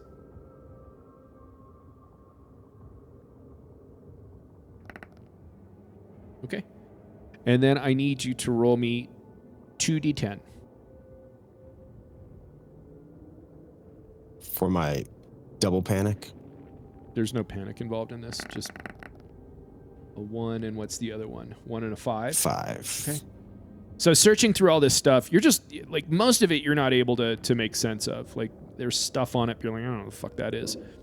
But you see 2 things that stick out to you that you do recognize. The first one is morphine sulfate specifically. And so grab that. What was the other one? 5. And the other one is you can tell there's like you recognize these because I'm gonna make up a thing for you. You recognize these dextrose tablets. It's what they give to diabetics when they're in a blood sugar crash. But there's like this roll of these glucose tablets, or I'm sorry, dextrose tablets. And you see the morphine, and you see these sugar tablets, and you grab both of those. And the rest of this stuff, you're like, I don't know, maybe this stuff is useful, but I don't know what the fuck it is. And stuff that shit in your pockets, and then anything else you want to do in here? No, I think I want to get out before I get sick. Okay. Feel free to make your way to the front, and then give me another. You know what? Fuck it. You just crawl out. I'm not gonna make another roll.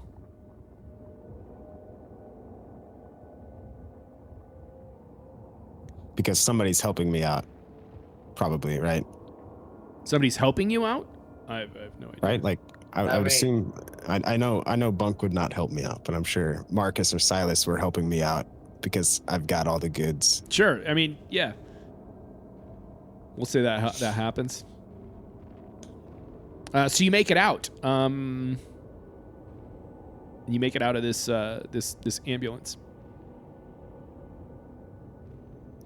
Guys, I found a bunch of medicine that probably could be used. Plus, I can't pronounce any of the labels, so I'm gonna give them to somebody else that wants to carry them. And then I've also got this big special do not open, only for emergencies medication too. I open up my backpack and I put it all in. And I shoot it. Kobe. Not really. I put it in there since it's glass.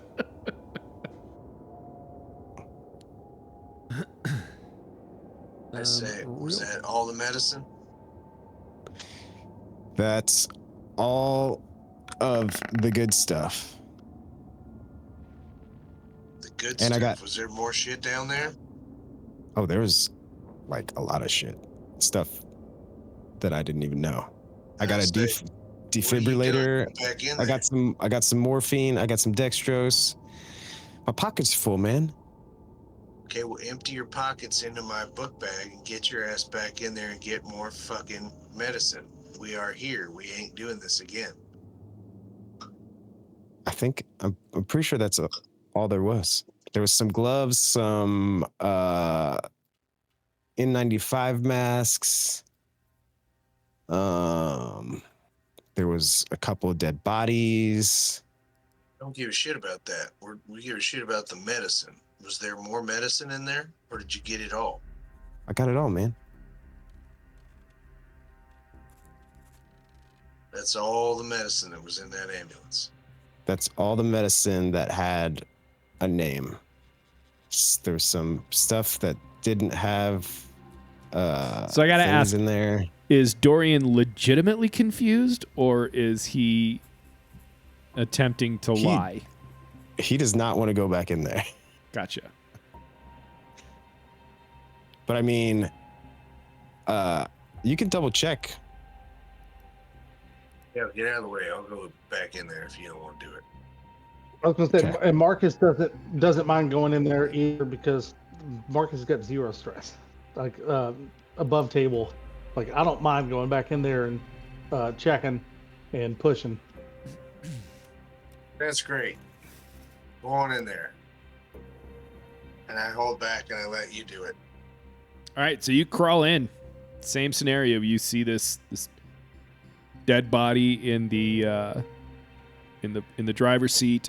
You got to do a mobility roll. You got to make sure you get in there. Yes. Give me a mobility roll. Okay, 7d6. I earned 2 stress getting in there. Yeah, but he also I got succeeded. Damn. So you make your way in there. You sort of like deftly make your way in there. That made Dorian's efforts look really clumsy. It's my big coat. I should have taken it off. It's creating all the drag. So you make your way into the cab of this ambulance. You say the same thing that Dorian did. Big old dead body in the driver's seat. Face picked apart. Parts of his, his skin. Obviously, animals have been eating at it. Most recently, that crow that flew out of the front. I kind of wish you had gone in first, so that you would have to experience the crow. But yeah, I mean, I hate birds. I know you God hate damn birds. it. But yeah, you see, you look around, you see that you're in the cab of this thing, and you look back and you see the same thing. Character or real life? No, real life. If you put a bird around me, ooh. Gregory hates birds. That's way funny. Dude, Okay. when the session is over, this. I want you to tell that story about the bird, where the woman had the bird stuck in her hair. God, I'm gonna remember that forever. Right? Anyway, we'll do this later. We'll do this after the session. But anyway, It's already giving me an anxiety. I need to add a stress roll to just like real life. Oh. Anyway, you see a little bit different scenario than Dorian did, because when you go in there, you see the dead body, the putrefied dead body in this body bag, and you smell the same thing that Dorian did. I need you to make a stamina roll as well. No stress, but it's just straight stamina. Liquefied dead body. It is like the grossest thing you have ever seen. Okay, same story. This Success. ridiculously disgusting, pungent smell punches you straight in the face, and you have to hold it back, but you do manage to not throw up. Do you want to search the medicine cabinet? Yeah, I want to search. Yeah, vigorously. Okay, give me first of all, roll a d6.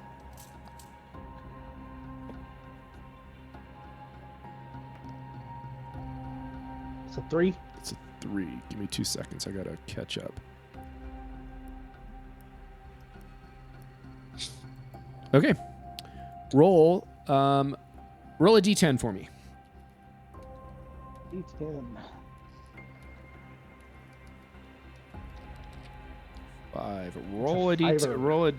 Re-roll a d10 for me. We already found the dextrose tablets.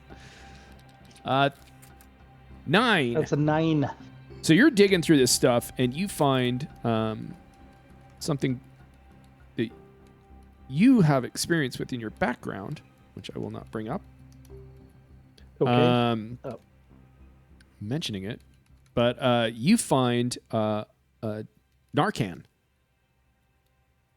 Oh. Yeah, so you find some Narcan. You find a D6 resource worth of Narcan.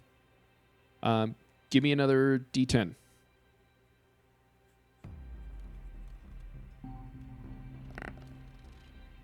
That's a 10. Looking through the rest of this shit, you're kind of digging around, like looking at stuff. Like, I don't know what that fucking is. You find a bottle, an 8-ounce bottle of activated charcoal. Oh, shit. You said the Narcan was a D6? Correct. And the activated charcoal is going to be D8. And Dorian, the morphine and the dextrose, both D8 resources. And give me one more D10 when you're done updating your inventory. Okay, so the Narcan was a D6. Activated charcoal was a D8. Correct. And one more D10. That's an 8. 8. So looking through this, you find diazepam. D6 resource diazepam. Remember that from Metal Gear Solid.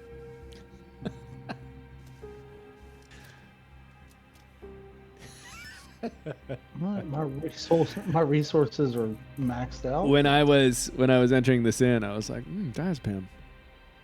I remember that. The only reason I know what diazepam does, and to be honest, I have no clue what the actual medical use is for diazepam. I just know diazepam from Metal Gear Solid. I was like, oh, I know this one. That's great. Yeah. That's hilarious. Yeah. Anyway, so that's what you find digging through the random medical supplies. Is there anything else that I should check out, like the dead body in the front seat? I know he looked into the body bag, and I wouldn't have known that, but yeah, I mean, he looked in the body bag. I mean, you can only assume that the reason the body bag is open is because Dorian opened it, because otherwise, why would it be unzipped? But otherwise, there's not anything else in this ambulance that, like, because I know I looked in the medicine cabinet, but there were other things that he saw that he kind of yeah. So you see the same thing, because these things are just sitting out. You don't have to even look for them; they're just sitting out. You see the same oxygen tank that Dorian saw. Give me an observation roll. Observation.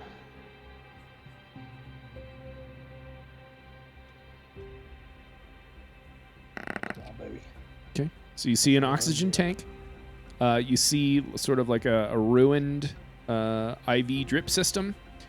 You see the same biohazard bin. A small box of like black nitrile gloves. A box of N95 face masks. Can I get the gloves, the mask, and the oxygen tank? You can. Yeah, so you to get all three of them, you would have to put the gloves in your backpack so that you could carry out the oxygen I've got tank. one slot available. Okay.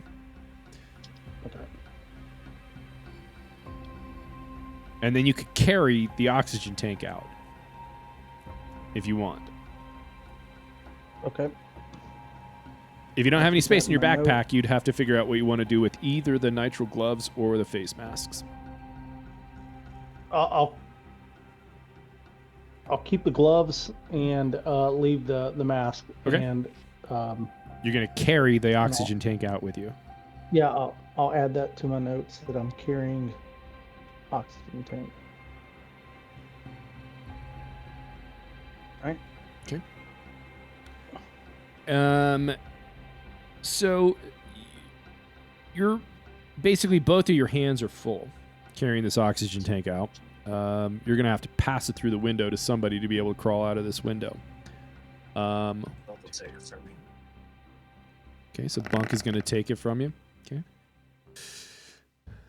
And anything else before you crawl out of this fucking ambulance? Just looking around one more time to see if there's anything worth trying to grab to help this little girl, or add to the supplies of the hospital at the YMCA. And if not, yeah, Marcus is ready to get out of here. Okay, so as you were digging through the medicine cabinet, you found the things that you recognized. I mean, there's, obviously, same as Dorian, there are other stuff in there, but you're like, I don't know whether or not this is fucking useful. I have limited space to carry shit back. I'm only going to take the stuff that I know. Do you want to like search the front of the cab? Do you want to search the dead body in the driver's seat? What do you definitely want to search the dead body and maybe like glove compartment, anything that can help Grace and the little girl. Excuse me. Searching the cab of the ambulance, You realize that all of the stuff that's medical related, that would be helpful to Grace specifically, it's all in the back. And your limited knowledge of medicine, you've sort of exhausted that. But just digging around, you open up the glove box and you see whoever was driving this thing, they left a can of electrolyte drink. There's like an electrolyte, like a, I don't know if I'm gonna get sued for saying Gatorade, but like there's a Gatorade bottle in there. You have no idea how old it is. That would already get a 4-pack of electrolyte drinks. So there you? Okay. add that. Yeah. So the bottle will give you 1 day's worth of hydration. So when I tell you can make a water roll, instead of rolling, you can just drink the Gatorade. Okay. We'll say it's something else. We'll say it's Faderade. So that way I don't get sued by $1 billion corporation. And then I need you to roll me a d6.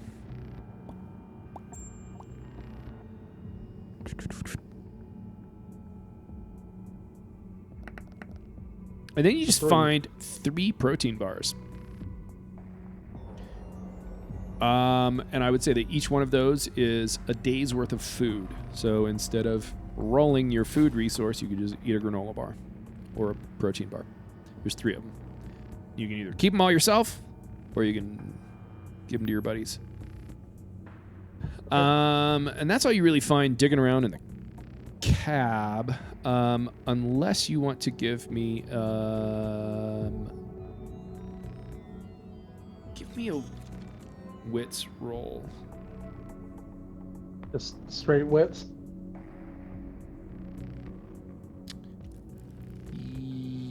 Actually, yeah, give me just a straight wits roll. Yeah, you don't see anything that strikes your interest.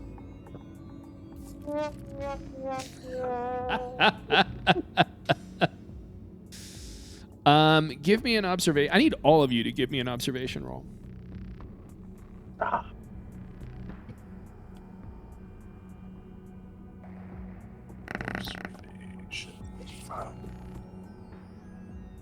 Nothing for Marcus. With stress. No, this is a passive roll, so there would be no stress. 1 success. 0 successes. 1 success. Dorian, you're you've had the experience of being in this ambulance, and as you're sort of watching Marcus make his rounds through this, you're kind of keeping an eye on the ambulance. And you notice that at the front end of this ambulance, some of the rubble that's underneath it is starting to slide away. Like the rocks that are underneath this ambulance that are potentially supporting it are starting to erode away. And Mark is still inside. Correct. So I yell to Marcus. I'm like, yo, I don't know if you feel it inside, but the support is falling out from underneath this ambulance. So you better start making your way calmly, but swiftly. So, can I reach, like, extend a hand and reach down, because it's sideways, so he has to climb up out through the window of the passenger, right? Yep. Like, I want to extend a hand down in there and say, come on. So you're going to crawl up onto the ambulance on the side of the vehicle and reach down and try and pull him out. Yeah. Okay. So what I need,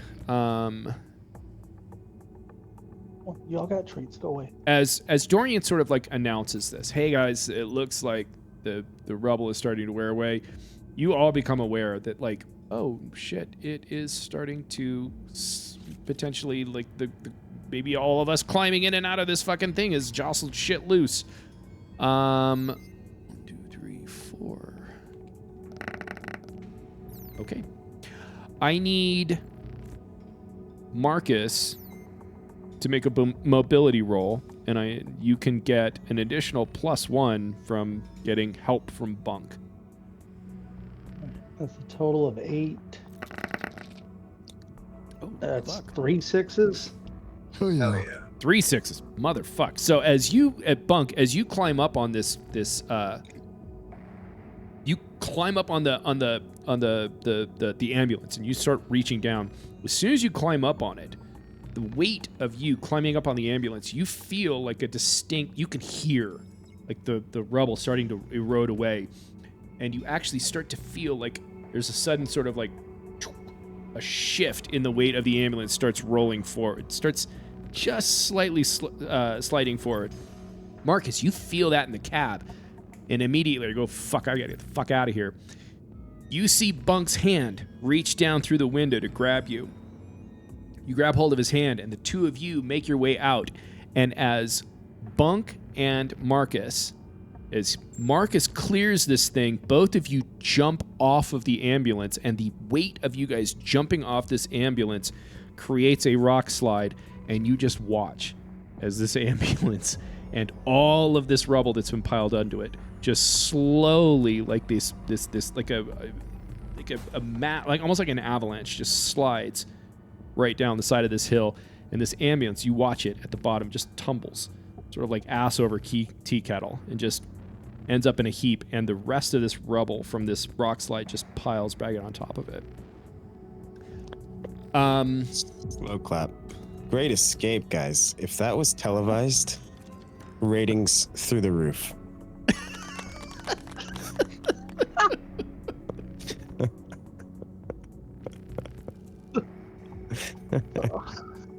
Does that, It's a very cinematic moment.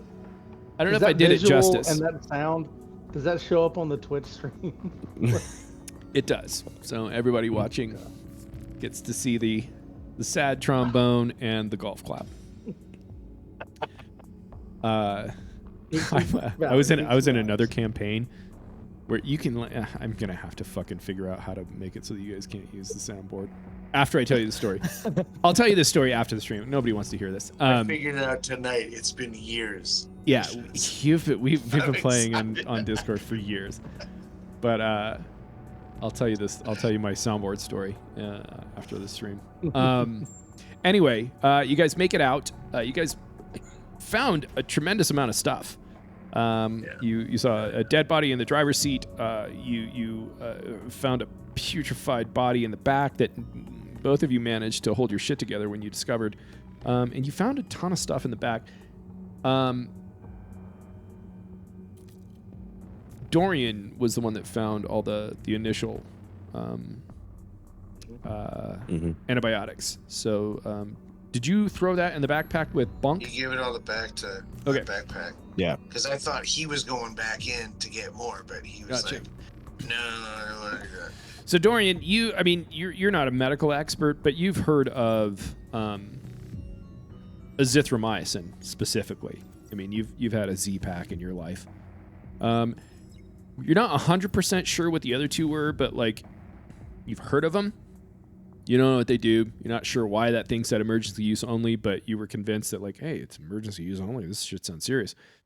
But you guys have a ton of stuff. Like you guys found a pretty good haul of medical, of medicines for Grace to sort of pick through and be able to use.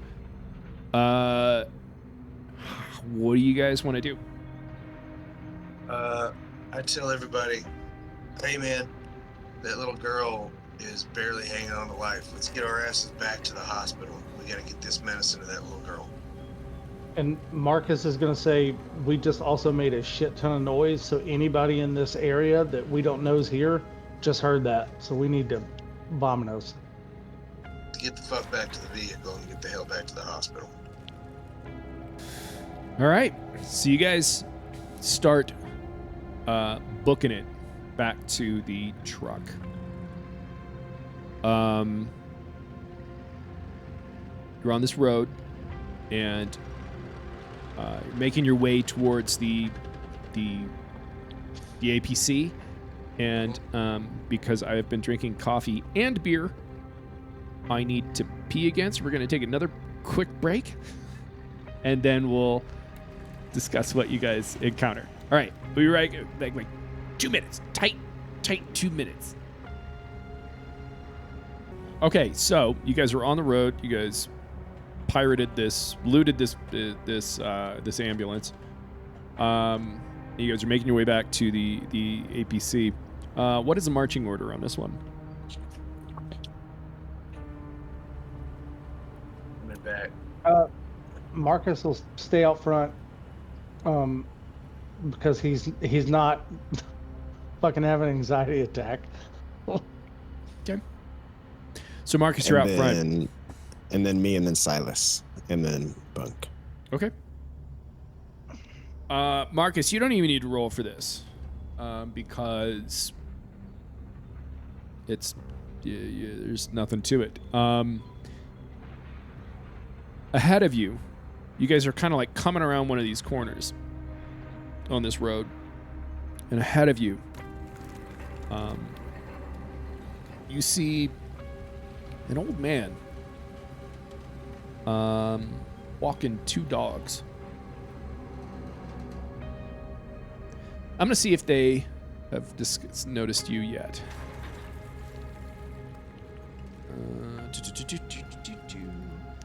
Marcus ain't trusted shit after the last time he got stabbed. I think it happens to you like every time. I'm too trusting. I'm like, can I help you? Yeah. These guys are not. Oh wow. Wait a minute. Don't like that. 2, 3. They don't notice you because they were only supposed to roll 3 dice. I rolled 4, and the 4th one was the success. So they do not notice you.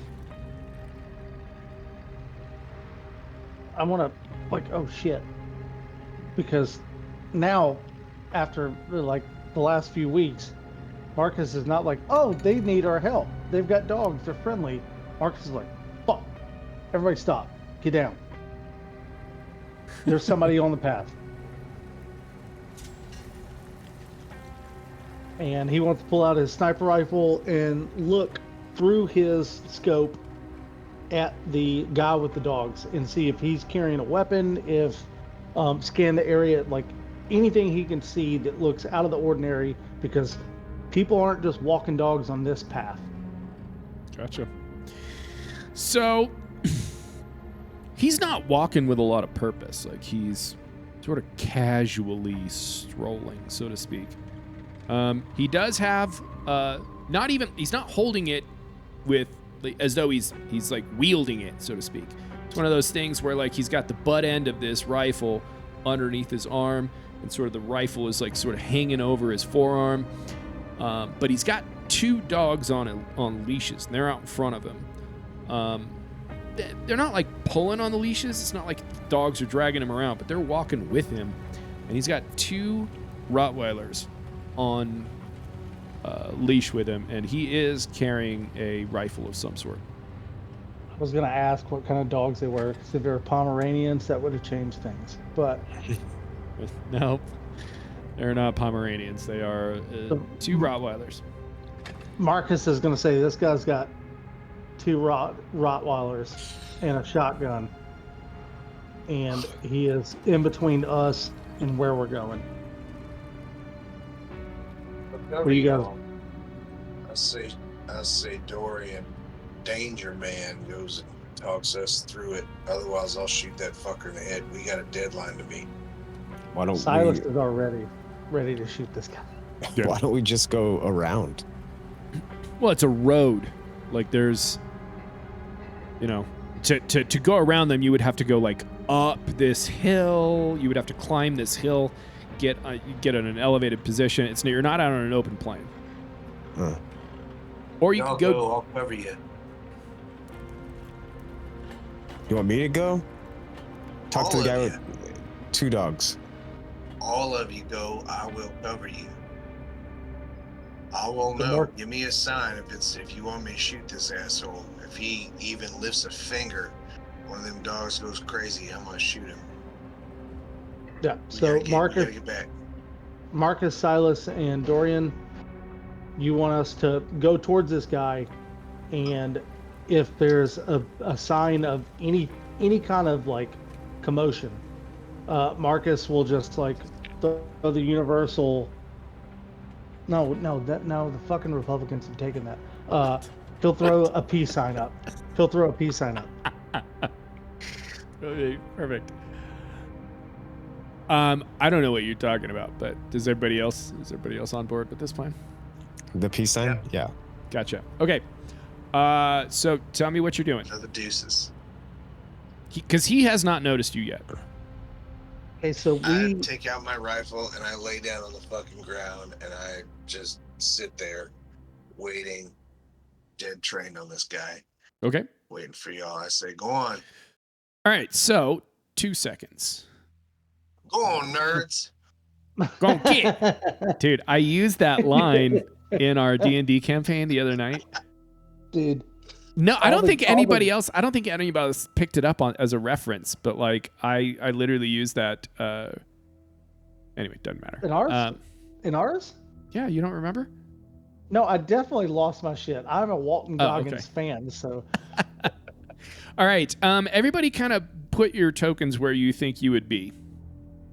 Because they have this dude has not noticed you yet, but feel free to set up your token where you think that you would be. I love that Tony right here. Tony's not with us. He did Oh not no, come Tony! with us. That's right. I forgot. Tony is not with you. So we'll get rid of Tony. And I Okay, crawl up well- onto this shit. I can't remember which one I. Is this Marcus? Yeah, this is Marcus. Like, okay, so like Silas. Sorry to the Like, people. No, watching. Silas is this guy. You're this guy. Yeah. So we need to have the appearance that we're walking down this road. We're not a part of a faction. We're out in the world, and we don't know it like any better. We don't know that there's our vehicle. We're just coming towards whatever's in front of us. We don't need to I don't want to have my gun pulled on this guy. I just want to look like I'm wondering, I guess. Gotcha. Okay. Perfect. Making an effort to be nonchalant and not obvious. Gotcha. So Marcus is out front? Is that what I'm understanding? Like casual. Okay, playing it casual.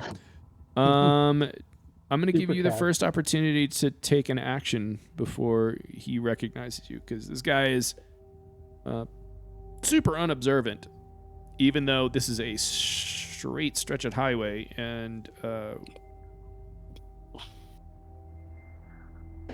fuck are those dogs smoking? The dogs don't see or hear you. or crack. Sneaky. Yeah. Maybe I should roll for the dogs. You want me to roll for the dogs? See if the dogs notice you? No. Anyway, Marcus, what do you want to do? You've got the first opportunity to do something before this guy recognizes that you're there. So we've seen him. He hasn't seen us. So Correct. we've got the upper hand. For now. I want to change everything I just said and say to the guy, because what was it, like 30 feet, 50 yards? What are we? Let's see. Yeah, you're like 50 feet out. 50, that's not very far. Marcus wants to pull his gun up and say, "Hang on, stranger." And so he hears you say that.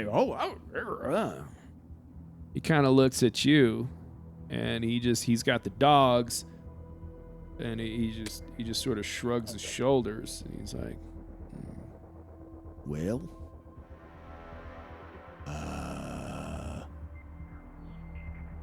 can I help you?" No, you can't, sir. We're going that way. And if you're going this way, we're going to pass you.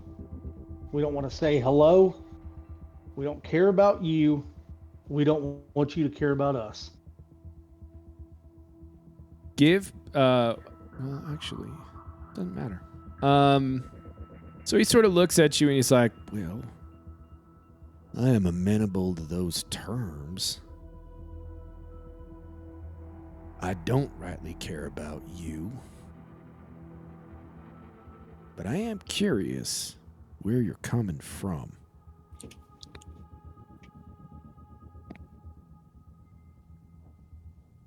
It means fuck all to you. We're coming from where we came from, and we're going to where we're going. And if you don't want to go to the next life, you just keep walking. He kind of, That's nice. He hears what you're saying. He's like, I get you. He kind of looks at the dogs and he mutters something just quietly to the dogs. The dogs sit. And the dogs, just both of them, just kind of like... We got the shitty dog. The dogs just both kind of like look up at him. And he says,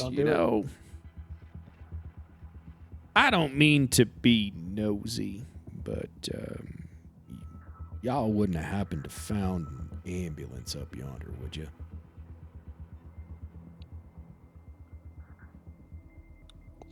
Nope. Marcus, no. I want to shoot my gun in the air to see if that'll startle these dogs and get this motherfucker to understand that I've already told him twice that we do not care where he's coming from, where he's going, but it's not in the same direction as us. So I want to fire my gun up into the air, not at him. Okay. But a warning shot to say, hey. Yeah. Gotcha. You do? You fire your gun up into the air, and he goes, ho, ho, ho, ho, ho, ho. It doesn't need to come to this. I don't rightly care about you. I don't want to die, and you don't want to die. But I'm having a hard time believing that you didn't find an ambulance up yonder.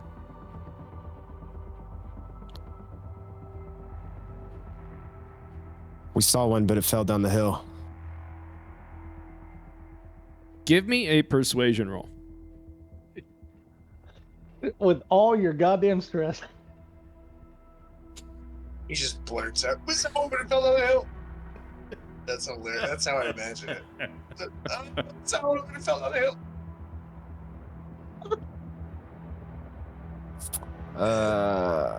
Plus this. And I'm a bullshit artist too. Yeah. Oh, so let me ask you a question. Actually, it's not a lie. It did go down the hill. So just give me a persuasion roll. Okay. That is so many sixes. Holy shit. And so you like it fell down the hole or the hill, and he's like, he seems exasperated.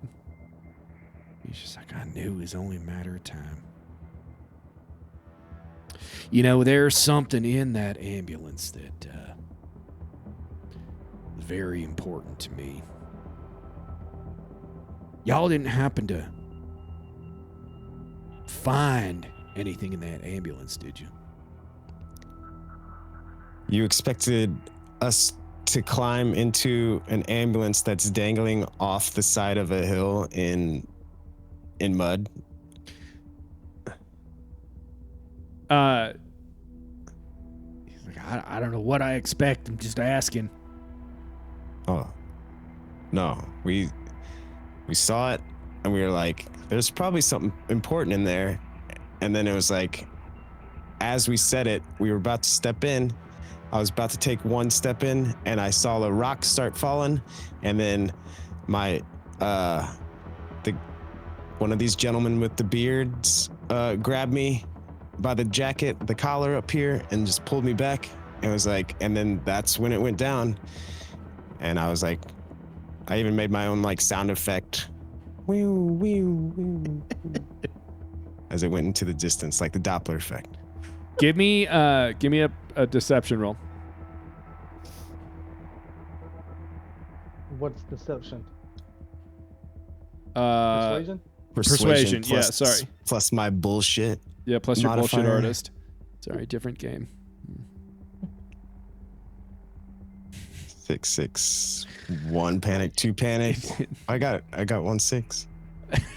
All right, so do me a favor, roll me a d10 and add your stress score to it. Oh yeah, okay. Easy. And the other thing I need. What's your stress score? 5. What's that? Okay. So I need two things to happen. Bunk, you're watching Dorian have this conversation with this guy who's armed, asking some very strange questions and escorting two very large, intimidating dogs. I need Bunk to make a wits roll. I have a ready to action. I'm waiting for aggression of any side. Yeah. Just a straight wits. Yep. And do you want any of my panic shit? Nope. Right. Okay. Just a wits roll. God damn it. Okay. I need Dorian to do the same thing.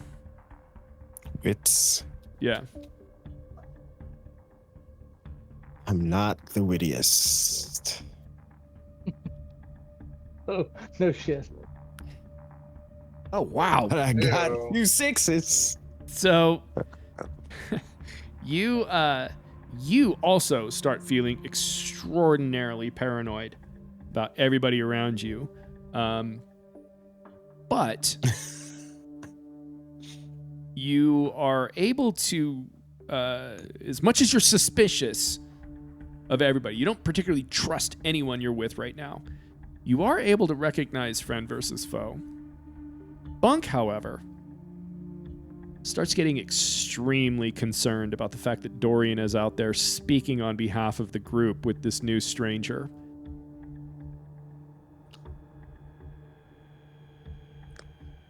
And you start questioning, should I have my scope trained on Dorian right now? Anyway, Dorian says what he says, makes an attempt to bullshit this guy. Doesn't go well. And he says, hey, look. If you say you didn't find anything, you didn't go in there, you didn't go in there. But all the same, I'll be taking any fentanyl you happen to have on you. Be a lot cooler if you did. Be a lot cooler if you did.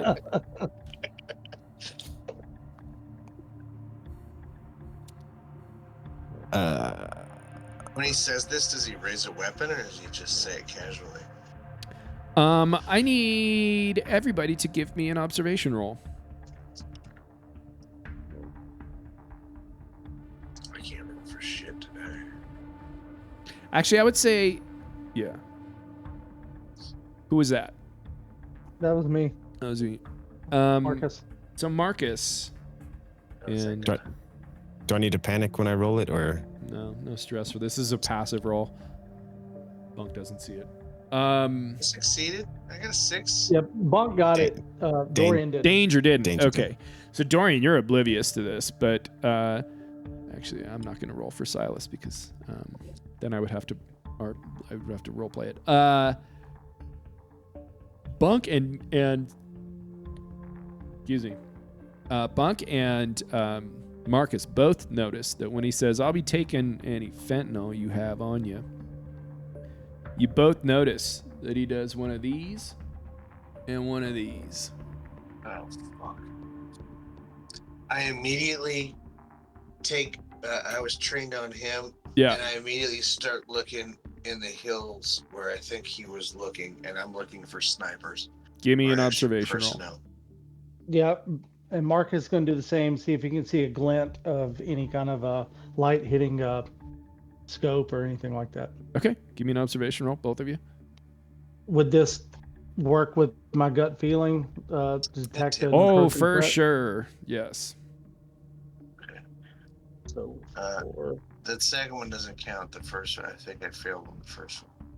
So Bunk doesn't notice anything. Bunk doesn't notice anything, and narratively, we'll just say that the reason you don't see anything is neither one of you see anything. Bunk is so fucking confused by Dorian that he's distracted and he's maybe not on his A game, and he's actually more concerned about Dorian. Marcus wanted to shoot one of the dogs in real life. I've wanted to say that, but You don't have to wait for me to tell you to roll initiative. If you want to fucking let loose, you are always welcome to tell me I want to shoot this fucker. As soon as I saw the guy looking around, it let me know that he's not alone. So in real life, Ryan thought I need to shoot one of these dogs because that's going to be an immediate threat. But also, I hate people that would do anything like that to a dog. So that's why I was looking around. So I wanted to shoot a dog, but also I didn't. So. Okay. Well, you tell me what you want to do. I mean, you didn't see anything. You didn't see any other threats, but you definitely saw this guy make a glance up in this and went. Marcus is his years on the road and his life previous. Anytime people's eyes shift and he can see that immediate threat from what he had in his life before lets him know that this guy's not alone. I want to shoot one of these dogs. All right, which one? If they're the same size, it doesn't matter. If there's a bigger one, I want to shoot the bigger one. These are both giant dogs. Okay, so the one to my left, stage right. This. I don't even remember. By the way, I don't even remember what my talents do. Okay. I have lucky and second wind, but I can't find your manual to see what those do. I chose those at the beginning. I don't remember what they're doing. I can tell you. All right. You said lucky. Lucky and second wind, because I was trying to create like a Han Solo-esque, like smells danger. So lucky allows you to. Lucky is. Yeah, go ahead. Yeah, no matter how horrible the situation, you always seem to make it out unscathed. When you suffer a critical injury, roll twice and choose the result you prefer. So, doesn't help right now. And then cool. second wind. Advantage. When you are broken, roll for stamina. You cannot push for the roll. I don't think broken's a thing anymore. No, is it that is. A resolve? No, oh. Broken's a thing. Yeah, basically, if you get reduced to 0 hit points, normally you have to roll a critical. You have to roll on the critical injury table, but you can, if you get reduced to 0 hit points, you can roll stamina to regain 1 hit point. Okay, gotcha. Oh fuck. Right. Anyway, what is you want to shoot that dog? Shoot that. Yeah, shoot that. All right. By the way, that would my ready to action. That would absolutely. If he shoots that fucking dog, you better believe I'm gunning for his master. Okay. So your ready to action was any sort of confrontation? Yeah. Okay. I was waiting for the highest sign or some shit to pop off. And if he shoots that fucking dog, you better believe I'm shooting the master. Okay. And I'm choosing to shoot the dog instead of the guy because maybe we can like calm it down and maybe I just like wing the I don't know, but don't want to. I mean, it doesn't matter. Just shoot the dog and I'll tell you what happens. All right. So that's my agility and marksmanship. Yep, marksmanship. Don't forget that your rifle has 1 point of damage, so you're only getting 1 bonus die, 1 gear bonus dice. Yeah, so that's 8 plus 1. This better fucking hit. It does. Roll damage. Also, I need everybody to roll initiative as well.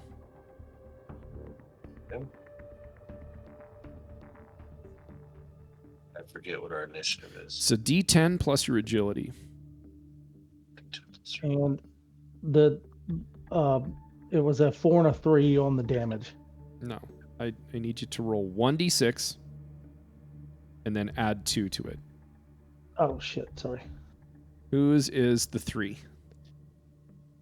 Dorian rolled an 8. 8. Well, Okay. 3 plus that- 5. That damage is a 8. 8. And Okay. then Why does it keep adding 2? 1. There we go. say 13. 13 for initiative. 11 for initiative. 11 for Bunk. For Bunk. Why isn't Bunk in the initiative? Where is Bunk? Oh, there he is. You said 11?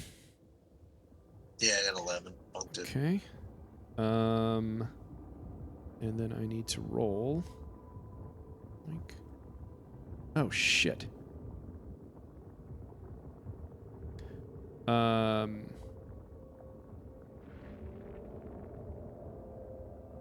fuck?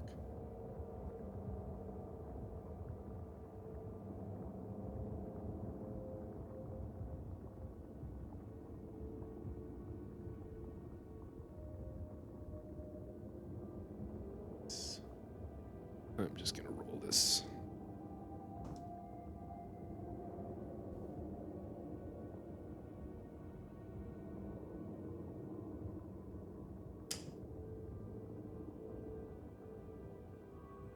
And then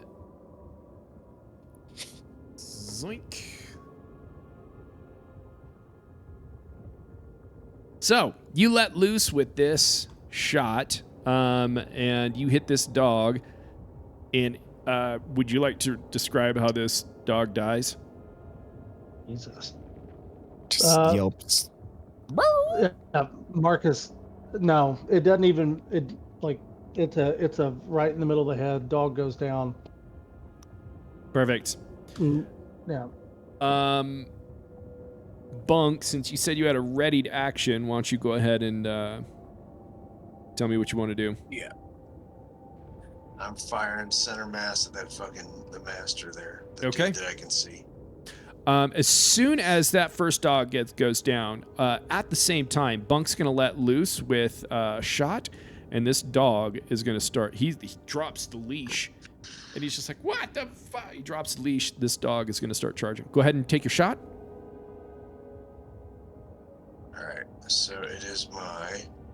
Hold on. Agility, marksmanship, plus my bonus for the sniper rifle. Yep. Right.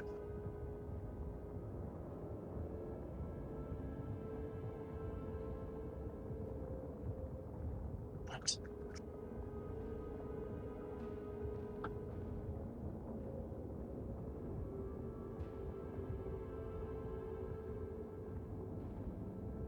There we go. All right, you got one. Roll damage. Damage is Just roll a d6 and add whatever your bonus is to it. 6 plus 2.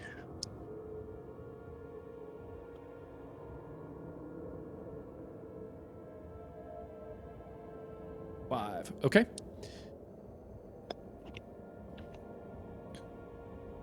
Okay. This dog is going to start charging in. But that was happening simultaneously while Bunk was taking a shot. That is going to take us to this guy over here who pops out from behind this tree. He is going to take a shot, and I forgot what their stat block is. It is...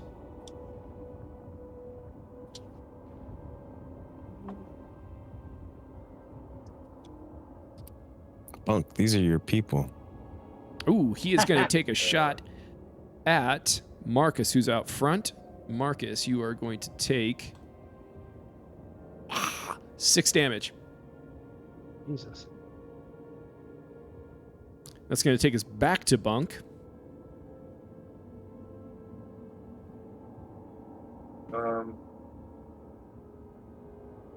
gonna go ahead and fire on, because that dude has a shotgun. I'm not worried about him. I'm gonna now turn my attention to that dickhead on the rocks. This guy over here. Zoink. Yeah, and Okay. I'm gonna take a shot at that guy. Okay. Perfect. So that's 2, 5 plus 2. Oh, I forgot to roll for Silas. Nice. Let's go. Jesus Christ. That's a 6. I will push. I would like to push. Okay. And so this time, I didn't get any ones. Do I do the same amount? As long as there's no ones, you don't remove any of the dice from your pool. Okay.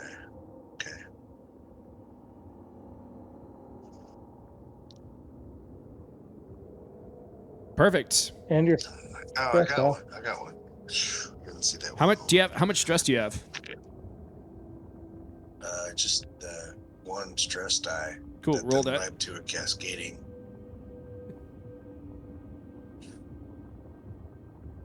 Oh shit! Crit success. Nice. So you're gonna get an extra point of damage. Oh, nice. Cool. So roll your d6. Oh, I gotta roll damage. Shit. Roll your d6 for damage. 26, and I get plus 2. Oh, plus 3, right? Yep, plus 3 because you got I the get a extra. plus 1. Yep. God damn! 6 plus 3 is 9. 9, bro. Yeah. Do you want to gotta be describe how this guy goes down? I'm pretty sure he was like, was he laying down when he shot, or was he standing up? This guy I'd over like to here. think, yeah. Shot. He had to jump out from behind the bushes, so he wasn't taking a prone shot. He was standing up. Okay, he wasn't taking a prone shot. All right, so he jumped out. And he was kind of sideways when he took that shot.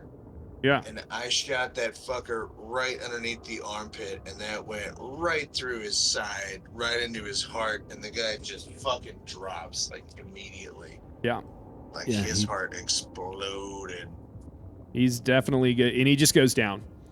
Yeah, he just goes down. He was very unceremonious. Just drops. That is going to take us to Silas, who is going to... He sees this... he sees the charging Rottweiler. He sees the guy at the end. We'll say 1, 2, and 3 is the dog. 4, 5, 6 is the owner.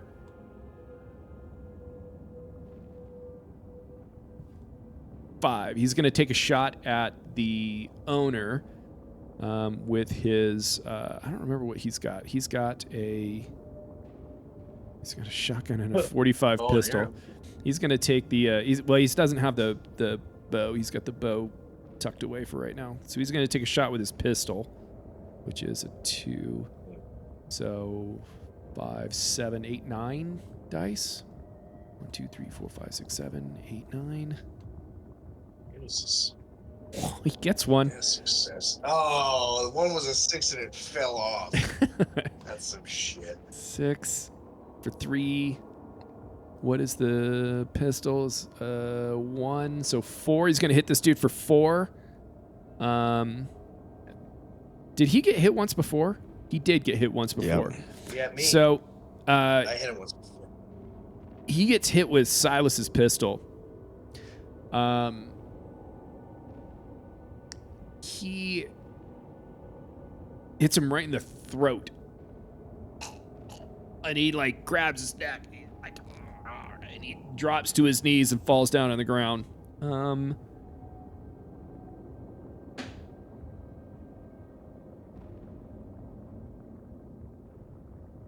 Okay. That's going to take us to the dog. The dog is going to charge in at first person. It's going to make a bite. It's going to try and bite Marcus.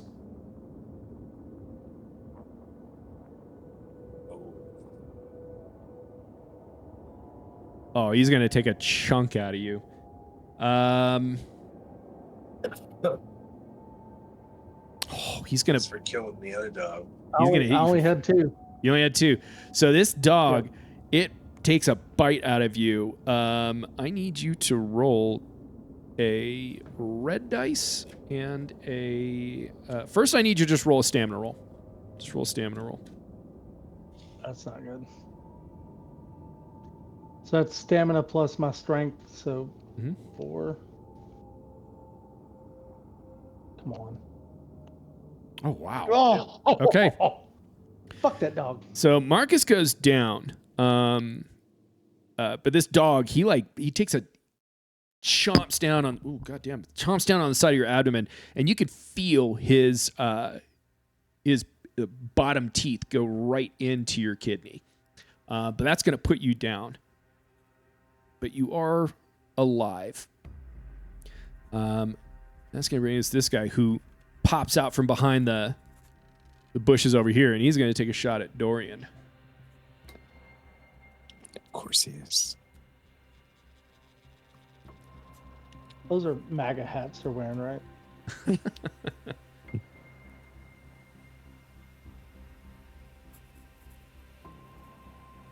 He's got cataracts. He can't see me. He's gonna hit you for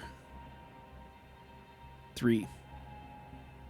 He's gonna hit you for 3 points, which is gonna bring us to Dorian. Damn right. So yeah, he hit me. So 3. I was gonna go after the dog because he's fucking up Marcus. I feel like he's just like chewing on him constantly, like ragdolling him right now. But the real danger is the guy with the gun that shot me. So I'm gonna point my revolver and say, I'm gonna fentanyl this revolver in your ass, and then I'm gonna shoot him with it. Okay. No. I was trying to think of fentanyl puns. Fentanyl. Not sure that there are any, but like, I appreciate the effort. I love your commitment to the. 5 plus 2 plus 1 gear plus. Oh my god.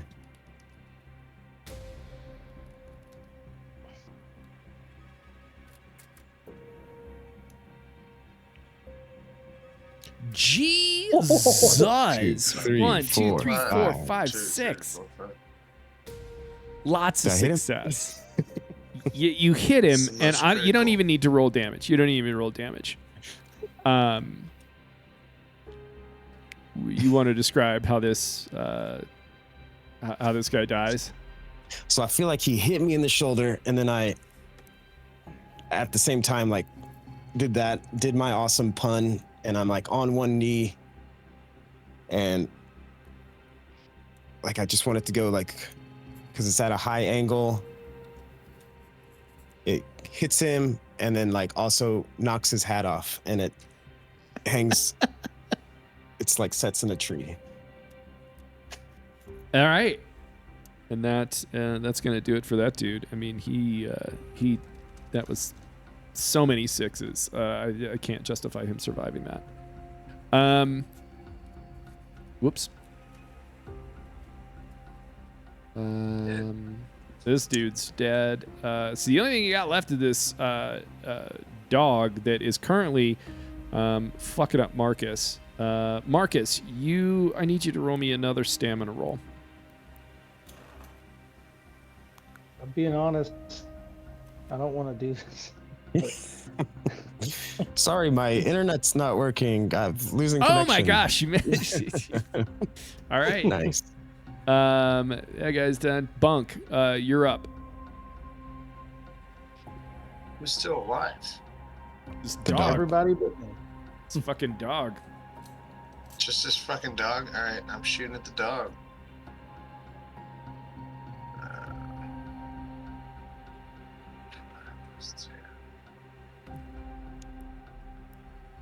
My character dies almost every session, and that's across the board of all TTRPGs that I play. Do you have any stress? I do. Yeah. Go ahead and roll that stress die for me. Jesus Christ. Nice. Stress has been... All right. And now it's time to roll for damage, my friend. So you get a +2, an additional +2 on this damage. 1d6 plus 3. It's 3. Ooh. Oh yeah. I mean, 8. Oh, that dog's dead. yeah. You want to tell me how this dog dies?